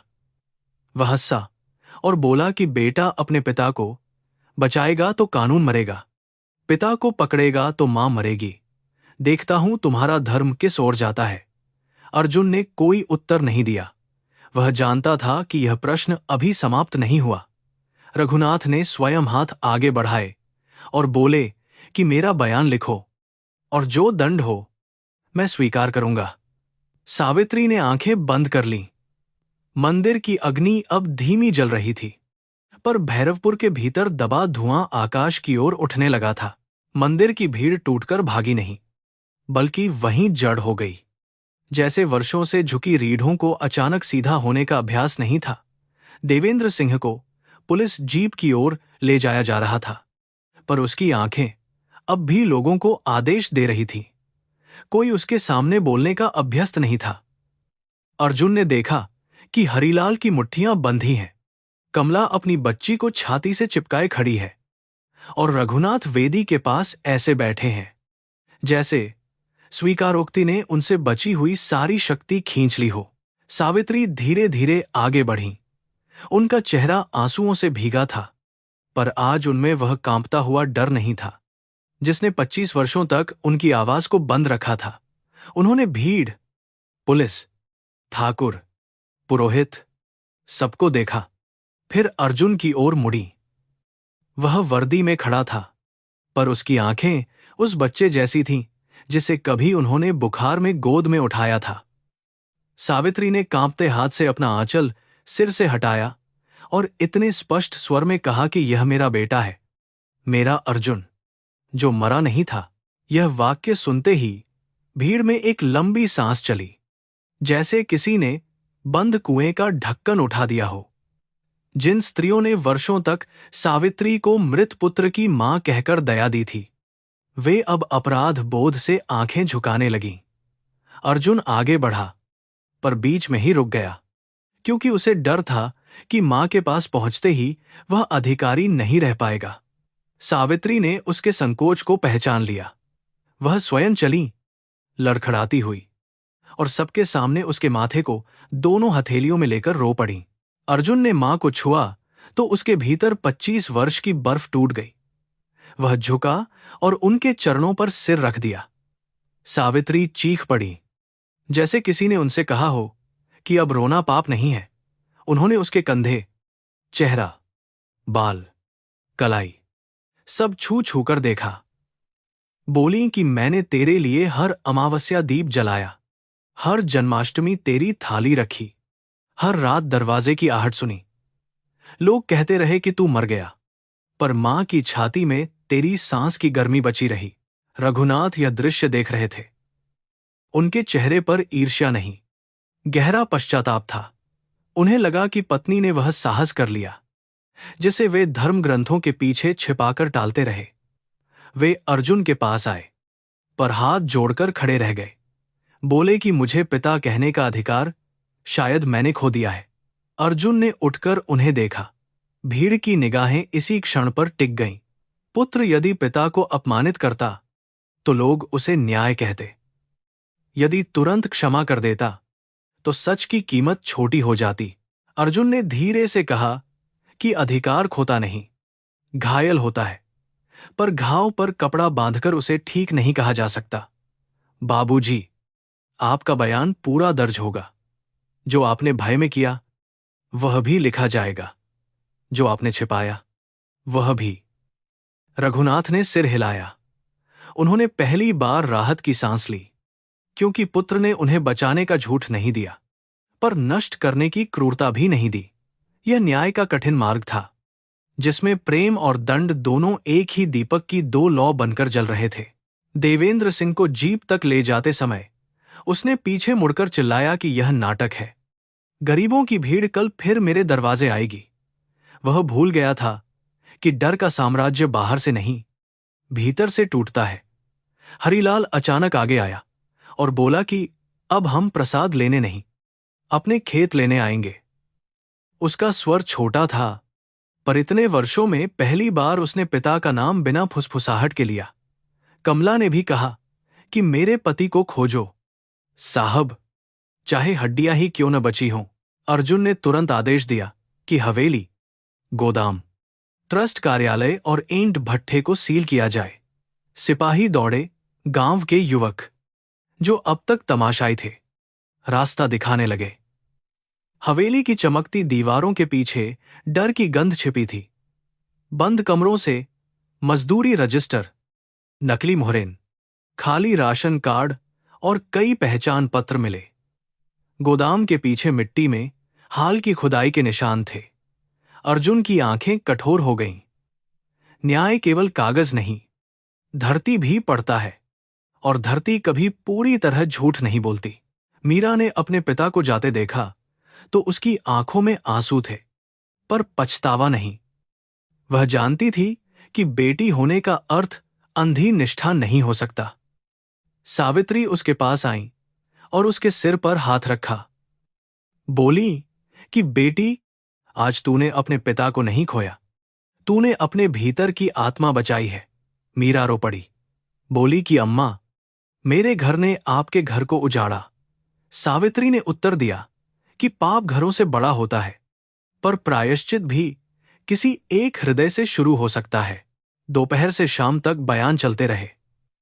मंदिर की वेदी, जहां यज्ञ होना था, अब सत्य की चौकी बन गई। रघुनाथ ने अपना पूरा बयान दिया। उन्होंने बताया कि किस रात धमकी आई, किसने कविता को पकड़कर डराया, किसने झूठे कागज लाए, किन दस्तावेजों पर उनसे हस्ताक्षर करवाए गए। हर शब्द उनके लिए कांटे पर चलने जैसा था। पर जब उन्होंने अंत में कहा कि मेरा पुत्र जीवित था और मैंने उसे मृत मानकर संसार से छिपा दिया, तब सावित्री ने उनके कंधे पर हाथ रखा। यह दोष का नहीं, बोझ बांटने का स्पर्श था। कविता भी बयान देने आई। उसने पोटली से नीली कमीज का टुकड़ा, सीप और मां द्वारा छिपाकर रखे पुराने धागे दिखाए। उसकी आवाज बार बार टूटती, पर वह रुकी नहीं। बोली कि हमारे घर में प्रेम था, पर उसे भय ने कैद कर लिया। मां हर त्योहार पर भैया से बात करती, पर दिन में उनके नाम से डरती। बाबूजी मंदिर में देवताओं के सामने रोते, पर मनुष्यों के सामने चुप रहते। मैंने सोचा था कि हमारा दुख निजी है, पर आज समझती हूं कि गांव का हर घर किसी न किसी डर से बंद है। शाम तक खबर जिला मुख्यालय पहुंच गई। वरिष्ठ अधिकारी आए। मीडिया की गाड़ियां भी गांव के बाहर रुकने लगीं। कैमरे भैरवपुर की गरीबी, मंदिर, हवेली और रोती स्त्रियों को पकड़ना चाहते थे, पर अर्जुन ने भीड़ को तमाशा बनने से रोका। उसने स्पष्ट कहा कि यह शोक की भूमि है, प्रदर्शन की नहीं। फिर उसने दस्तावेज सील करवाए और देवेंद्र के प्रभाव में रहे कर्मचारियों को अलग कराया। कुछ पुलिसकर्मी असहज थे, क्योंकि उनकी पुरानी मिलीभगत उजागर हो सकती थी। अर्जुन जानता था कि सत्य निकलते ही केवल ठाकुर नहीं, पूरी व्यवस्था कांपेगी। रात गहरी हुई तो गांव में कोई ढोल नहीं बजा, पर अजीब शांति थी। लोग अपने अपने घरों में धीमे स्वर में बातें कर रहे थे। दलित बस्ती में पहली बार रामू के नाम पर दिया जला। हरिलाल ने पिता की पुरानी रसीदें निकालीं और उन्हें धूप दिखाई। कमला ने अपनी बेटी को बताया कि उसके पिता भागे नहीं थे, उन्हें रोका गया था। सावित्री ने घर लौटकर चौखट पर जल रखा। फिर अर्जुन के बचपन की तस्वीर उतारी नहीं, केवल उसके सामने बैठ गईं। तस्वीर और जीवित पुत्र के बीच अब झूठ की दीवार नहीं थी। अर्जुन देर रात घर पहुंचा। दरवाजा खुला था। यह छोटा दृश्य उसके लिए किसी विजय से बड़ा था। आंगन में तुलसी के पास दीप जल रहा था और सावित्री ने पहली बार उसके लिए थाली भीतर रखी थी। चोरी से नहीं, खुले में। रघुनाथ दरी पर बैठे थे, सिर झुका हुआ। कविता ने रोटी पर घी लगाया, जैसे बचपन की कोई अधूरी सेवा पूरी कर रही हो। अर्जुन ने चौखट पार करने से पहले मिट्टी को छुआ। 25 वर्षों बाद वह घर में अतिथि नहीं, पुत्र की तरह प्रवेश कर रहा था। भोजन के समय कोई जल्दी नहीं बोला। सावित्री उसे खाते देखती रही, जैसे हर कौर से अपने भीतर का सूखा कुआं भरना चाहती हो। अर्जुन ने रोटी तोड़ी तो उसे वही पुरानी गंध मिली। उसने कहा कि मां, आपकी रोटी का स्वाद नहीं बदला। सावित्री रोने लगी, बोली कि बदला तो सब कुछ है बेटा, पर शायद मातृत्व का नमक वही रहता है। रघुनाथ ने थाली दूर सरकाई। उन्होंने कहा कि कल मुझे थाने चलना होगा। अर्जुन ने उत्तर दिया कि आप गवाह भी हैं, आरोपी भी, पर सबसे पहले आप सत्य बोल चुके मनुष्य हैं। रघुनाथ ने पूछा कि क्या कानून मुझे क्षमा करेगा? अर्जुन ने कहा कि कानून क्षमा नहीं देता, परिस्थितियों को समझकर न्याय करता है। क्षमा मनुष्य देते हैं, और वह भी एक दिन में नहीं। सावित्री ने कहा कि मैं उन्हें दोष देती रही, पर मैं भी चुप रही। क्या मेरा पाप कम है? अर्जुन ने उनका हाथ पकड़ लिया, बोला कि मां, भय में जकड़े लोगों का न्याय वही कर सकता है जिसने भय को बाहर से नहीं, भीतर से देखा हो।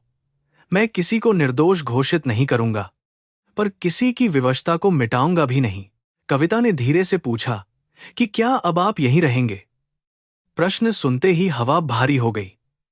अर्जुन ने बहुत देर बाद कहा कि मेरा काम अभी समाप्त नहीं हुआ। मुझे उन मजदूरों को खोजना है, जमीनों का हिसाब कराना है और अदालत में सच खड़ा करना है। फिर भी जहां मां का दरवाजा खुला हो, वह घर कहीं नहीं जाता। कविता ने सिर झुका लिया। वह चाहती थी भाई रुक जाए, पर समझती थी कि उसका लौटना केवल परिवार के लिए नहीं, उन सबके लिए था जिनकी आवाज दबा दी गई थी। अगली सुबह हवेली की तलाशी में तहखाने जैसा कमरा मिला, जहां पुराने रजिस्टर, बंदूकें और मजदूरों की सूची रखी थी। कुछ नामों के सामने शहर लिखा था, कुछ के सामने केवल लाल निशान।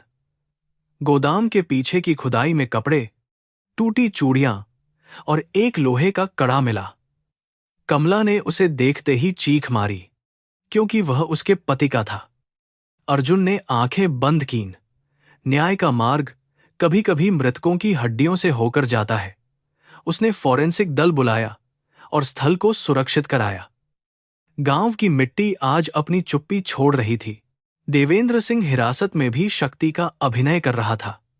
उसने वकीलों को बुलाया, नेताओं को फोन करवाए और बीमारी का बहाना किया, पर मीरा ने शपथ पत्र दे दिया था।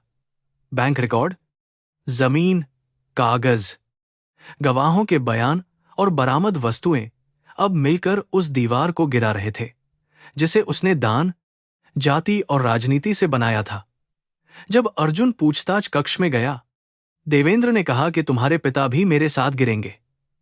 अर्जुन ने उत्तर दिया कि जो गिरकर सत्य पकड़ ले, वह तुम्हारे जैसे खड़े झूठ से ऊंचा होता है। पूछताछ के बाद अर्जुन बाहर आया तो मीरा प्रतीक्षा कर रही थी। उसके चेहरे पर कई रातों की नींदहीनता थी। उसने पूछा कि क्या पिता कभी पश्चाताप करेंगे? अर्जुन ने कहा कि कुछ लोग दंड से पहले पछताते हैं, कुछ दंड के बाद, और कुछ जीवन भर नहीं। कर्म का न्याय मनुष्य की अदालत से लंबा होता है। मीरा ने कहा कि मैं उनके विरुद्ध गवाही दूंगी, पर बेटी होना बंद नहीं कर पाऊंगी। अर्जुन ने उत्तर दिया कि प्रेम अपराध को धोता नहीं, पर मनुष्य को पत्थर बनने से बचाता है।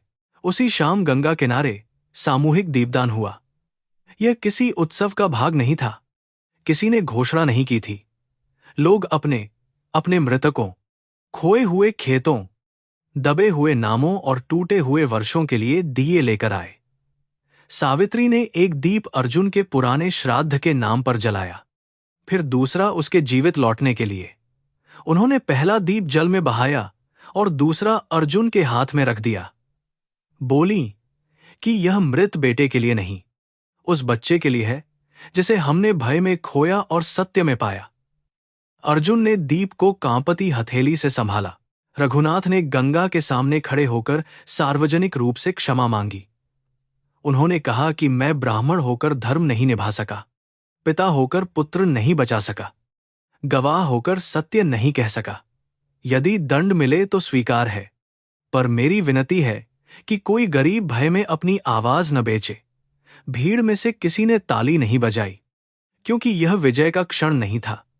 लोग रो रहे थे। कभी कभी समाज का शुद्धिकरण शोर से नहीं, सामूहिक शर्म से शुरू होता है। उस शाम भैरवपुर पहली बार अपने ही दर्पण से मिला। अर्जुन ने देखा कि सावित्री रघुनाथ के पास खड़ी है, पर उनका हाथ अर्जुन के हाथ में है। तीनों के बीच 25 वर्ष का अंधेरा था, पर अब उसमें एक पतली लौ जल रही थी। कविता थोड़ा पीछे खड़ी मुस्कुरा रही थी, आंखों में आंसू लिए। उसने गंगा से मन ही मन कहा कि आपने मेरे भाई को लौटाया, पर शायद इसलिए देर की कि हम सब अपने झूठ की गहराई पहचान सकें। हवा में कपूर, नदी और आंसुओं की गंध थी। दूर हवेली की रोशनी बुझी हुई थी, जैसे सत्ता पहली बार रात से डर रही हो। अचानक जिला अधिकारी का संदेश आया कि रघुनाथ मिश्रा को औपचारिक पूछताछ के लिए उपस्थित होना होगा। यह अपेक्षित था, फिर भी सावित्री का चेहरा पीला पड़ गया। रघुनाथ ने स्वयं आगे बढ़कर कहा कि मैं चलूंगा। अर्जुन ने सिपाहियों को पीछे रहने का संकेत दिया और पिता के साथ पैदल चलने लगा। गांव की गलियों में लोग रास्ता छोड़ते गए। कोई उन्हें अपराधी की तरह देखता, कोई पीड़ित की तरह, कोई दुविधा में। अर्जुन के भीतर भी यही दुविधा थी, पर उसने समझ लिया था कि सत्य का मार्ग संबंधों को समाप्त नहीं करता, उन्हें परीक्षा में रखता है। थाने की चौखट पर पहुंचकर रघुनाथ रुक गए। उन्होंने अर्जुन से कहा कि बेटा, यदि संभव हो तो मुझे हथकड़ी मत लगवाना, मैं भागूंगा नहीं। अर्जुन का गला भर आया। उसने आधिकारिक स्वर में कहा कि आपके सहयोग, उम्र और स्वेच्छा से दिए बयान को रिकॉर्ड किया जाएगा, हथकड़ी आवश्यक नहीं। फिर धीमे से जोड़ा कि बाबूजी, आज आप भागे नहीं, इसलिए मैं भी आपसे मुंह नहीं मोड़ूंगा। रघुनाथ की आंखें भर आईं। उन्होंने भीतर कदम रखा और सावित्री बाहर खड़ी मंत्र नहीं, बेटे का नाम जपती रहीं। उस रात अर्जुन ने केस डायरी में सब दर्ज किया। उसने लिखा कि रघुनाथ मिश्रा ने झूठा बयान दिया, पर उस समय गंभीर धमकी, शारीरिक हिंसा और परिवार की सुरक्षा का दबाव था। उसने यह भी लिखा कि मुख्य अपराधी देवेंद्र सिंह और उसके सहयोगी हैं, जिन्होंने भय की संरचना बनाकर गवाहों को नियंत्रित किया। हर वाक्य लिखते समय उसे लगा कि वह कानून और पुत्र धर्म के बीच पुल बना रहा है। पुल कमजोर था, पर आवश्यक। अंत में उसने पेन रोककर इमरान खान को याद किया, न्याय में करुणा हो, पर सत्य के बिना नहीं। सुबह होने से पहले सावित्री ने थाने के बाहर बैठकर चाय बनाई। वह घर से लाया पीतल का छोटा गिलास अर्जुन को देने लगी, फिर हिचक गईं कि कार्यालय में यह उचित होगा या नहीं। अर्जुन ने मुस्कुराकर गिलास ले लिया। यह मुस्कान वर्षों बाद सावित्री ने उसके चेहरे पर देखी। उन्होंने कहा कि बेटा, जब तू छोटा था, चाय में ज्यादा दूध मांगता था। अर्जुन ने उत्तर दिया कि आज भी मांगता हूं। इस साधारण वाक्य में इतना जीवन था कि सावित्री ने पहली बार बिना आंसू के उसका चेहरा देखा। बाहर पूर्व दिशा हल्की होने लगी थी। सूरज उगा तो भैरवपुर की गलियों में वही धूल थी, वही गायों की घंटियां, वही कुओं पर पानी भरती स्त्रियां। पर हवा बदल चुकी थी।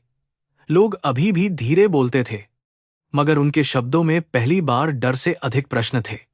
थाने के बाहर रघुनाथ का बयान पूरा हुआ और उन्हें औपचारिक प्रक्रिया के बाद अस्थायी जमानत पर छोड़ा गया, क्योंकि उन्होंने स्वयं स्वीकार किया था और मुख्य अपराधियों के विरुद्ध सहयोग दिया था।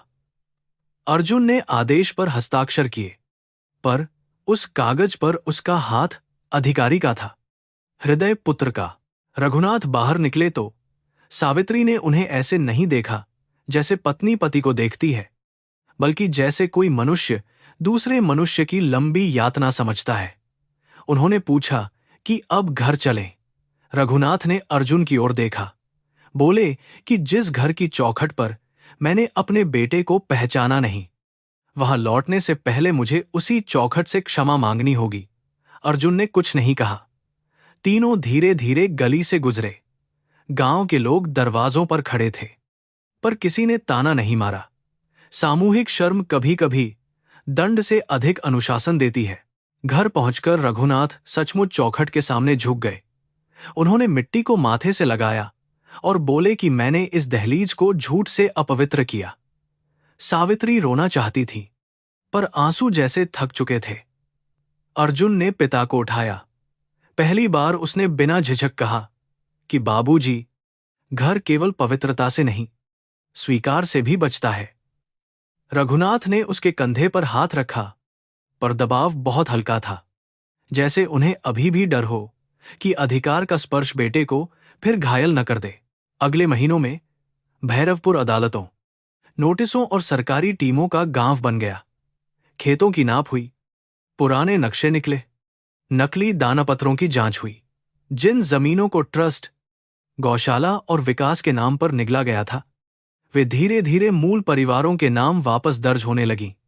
हरिलाल ने अपने पिता की मेड़ पर पहली बार खुलकर हल चलाया। उसने मिट्टी उठाकर माथे से लगाई और रो पड़ा। अर्जुन दूर खड़ा था। उसे लगा कि रामू की आत्मा शायद आज गंगा के किसी मोड़ पर थोड़ी हल्की हुई होगी। कमला के पति की खोज ने भैरवपुर को और गहरे अंधेरे से मिलाया। गोदाम के पीछे मिली वस्तुओं से कई गुमशुदा मजदूरों का सच सामने आया। कुछ जीवित शहरों के ईंट भट्ठों में बंधुआ हालत में पाए गए, कुछ कभी वापस नहीं लौटे। अर्जुन ने हर परिवार को सूचना देते समय वर्दी की कठोर भाषा से बचने की कोशिश की, क्योंकि दुख को सरकारी शब्दों में सुनाना दूसरी हिंसा जैसा था। कमला को जब पति की मृत्यु का प्रमाण मिला, वह चिल्लाई नहीं।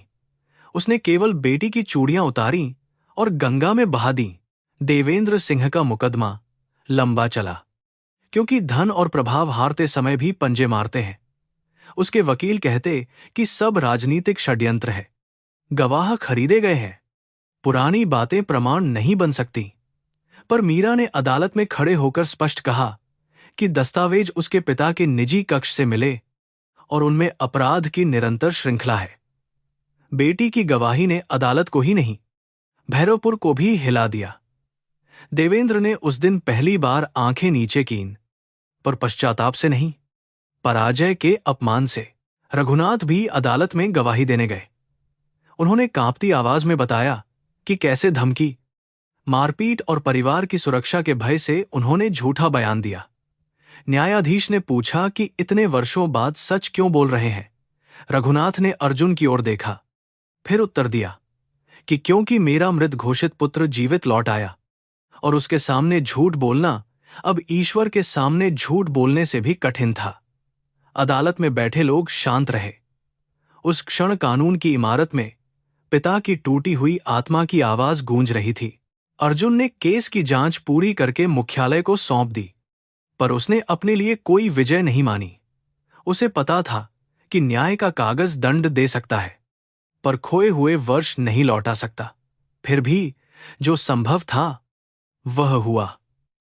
देवेंद्र और उसके मुख्य सहयोगियों पर हत्या, अपहरण, बंधुआ मजदूरी, धोखाधड़ी और जमीन कब्जे के मामले चले। कुछ पुलिस अधिकारी निलंबित हुए, कुछ बाबू गिरफ्तार हुए। भैरवपुर ने पहली बार समझा कि सत्ता कोई देवता नहीं, मनुष्यों द्वारा बनाई दीवार है जिसे मनुष्य ही गिरा सकते हैं। सावित्री ने धीरे धीरे घर को फिर से जीना सिखाया।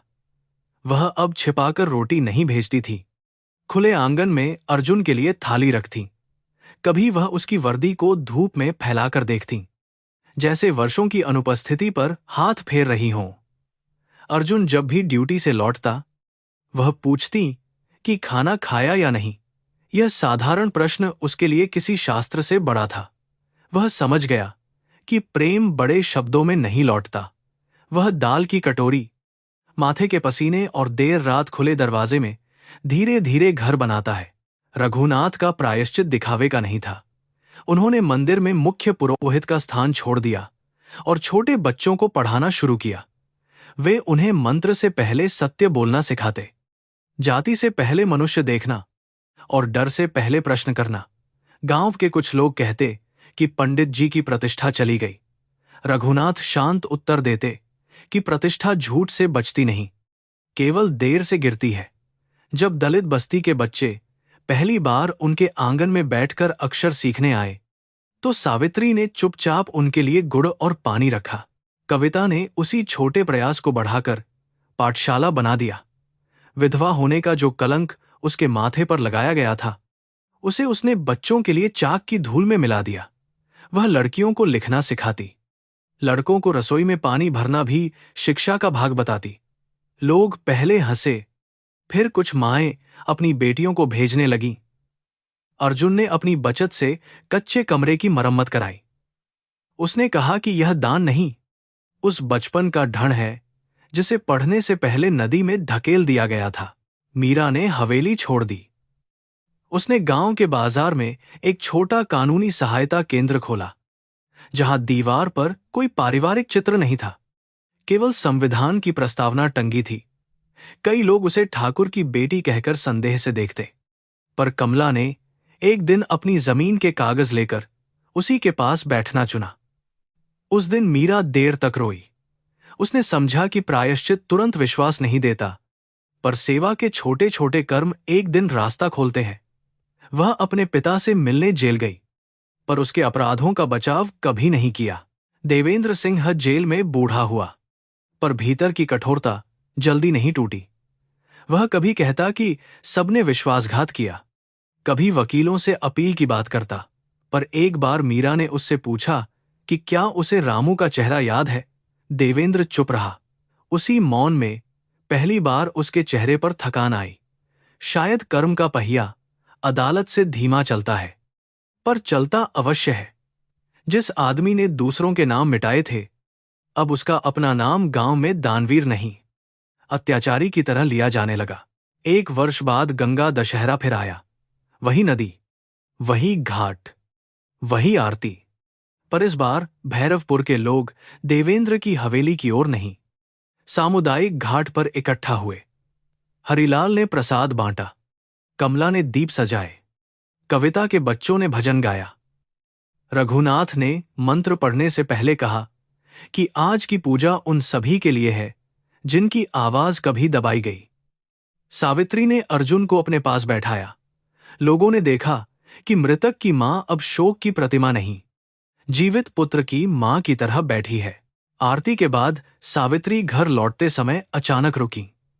उन्होंने अर्जुन से कहा कि आज वह तस्वीर उतारनी है। घर के भीतर दीवार पर अभी भी 12 साल के अर्जुन की तस्वीर टंगी थी, फूलों की सूखी माला के साथ। अर्जुन ने उसे लंबे समय तक देखा। वह बच्चा मुस्कुरा रहा था।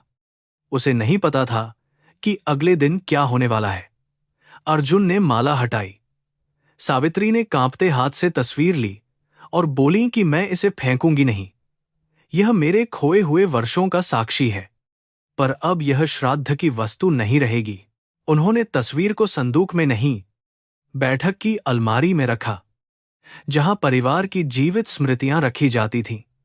फिर सावित्री ने दीवार पर खाली स्थान को साफ किया और वहां तुलसी की छोटी पत्ती चिपका दी।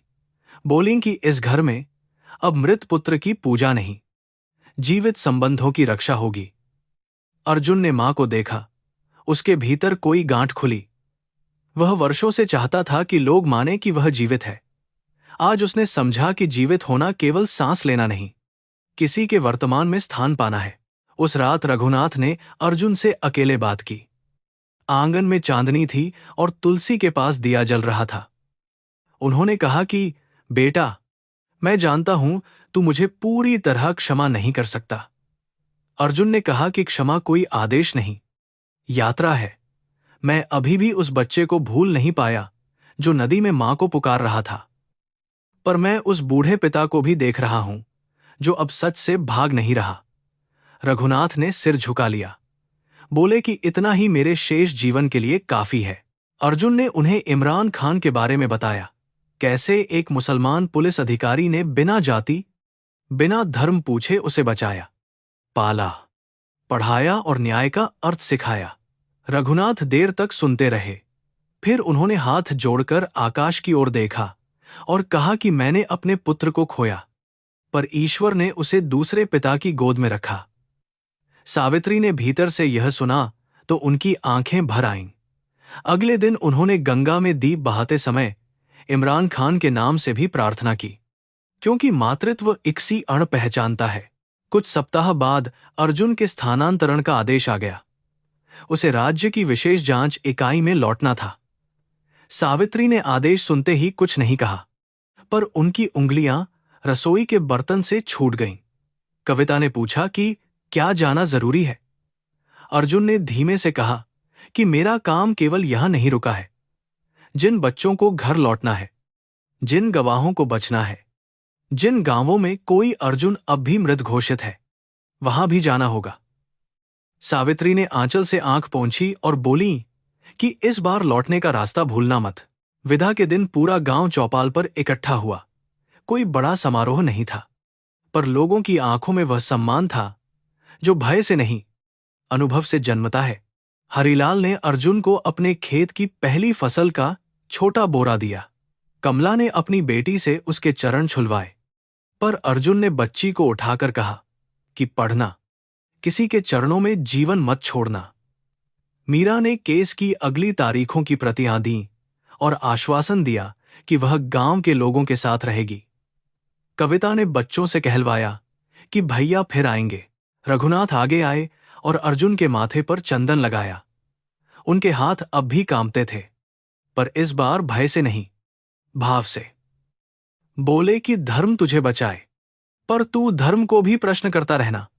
अर्जुन ने उनके पैर छुए। यह प्रणाम पूर्ण क्षमा नहीं था, पर संबंध की स्वीकृति थी। सावित्री ने उसे गले लगाया और बहुत देर तक छोड़ा नहीं। कोई उन्हें रोकने नहीं आया। मां ने इतने वर्षों की प्रतीक्षा का ब्याज उसी आलिंगन में मांग लिया। जब वह अलग हुई, उनका चेहरा भीगा था, पर आंखें खाली नहीं थीं। जीप चली तो अर्जुन ने पीछे मुड़कर देखा। घर की चौखट खुली थी, तुलसी पर दीप जल रहा था और सावित्री दरवाजे पर खड़ी थी। रघुनाथ उनके पास, कविता बच्चों के साथ, मीरा थोड़ी दूर, और दलित बस्ती के लोग सड़क किनारे। भैरवपुर अब स्वर्ग नहीं बन गया था। गरीबी, जाति, मुकदमे, यादें सब शेष थीं, पर एक झूठ की जड़ कट चुकी थी।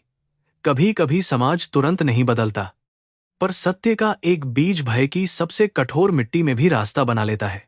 अर्जुन ने कलाई का चांदी का कड़ा छुआ। यह वही कड़ा था जो नदी, मृत्यु, अनाथपन और न्याय की यात्रा में उसके साथ रहा था। उसने आंखें बंद कर इमरान खान को प्रणाम किया, मां की रोटी का स्वाद याद किया, पिता की कांपती स्वीकारोक्ति और बहन की सीप को स्मृति में रखा। वह जानता था कि लौटना हमेशा घर में रह जाना नहीं होता। कभी लौटना यह होता है कि आप अतीत की राख से अपना नाम निकालें, उसे प्रेम और सत्य से धोएं, और फिर संसार के अंधेरे में किसी और खोए बच्चे के लिए दीप बनकर चल दें। गंगा पीछे छूट रही थी, पर उसकी ध्वनि अर्जुन के भीतर बहती रही। उसने जाना कि कर्म केवल दंड नहीं, अवसर भी देता है, पाप को स्वीकार करने का, भय से बाहर आने का, और टूटे हुए संबंधों को नए अर्थ में जीने का।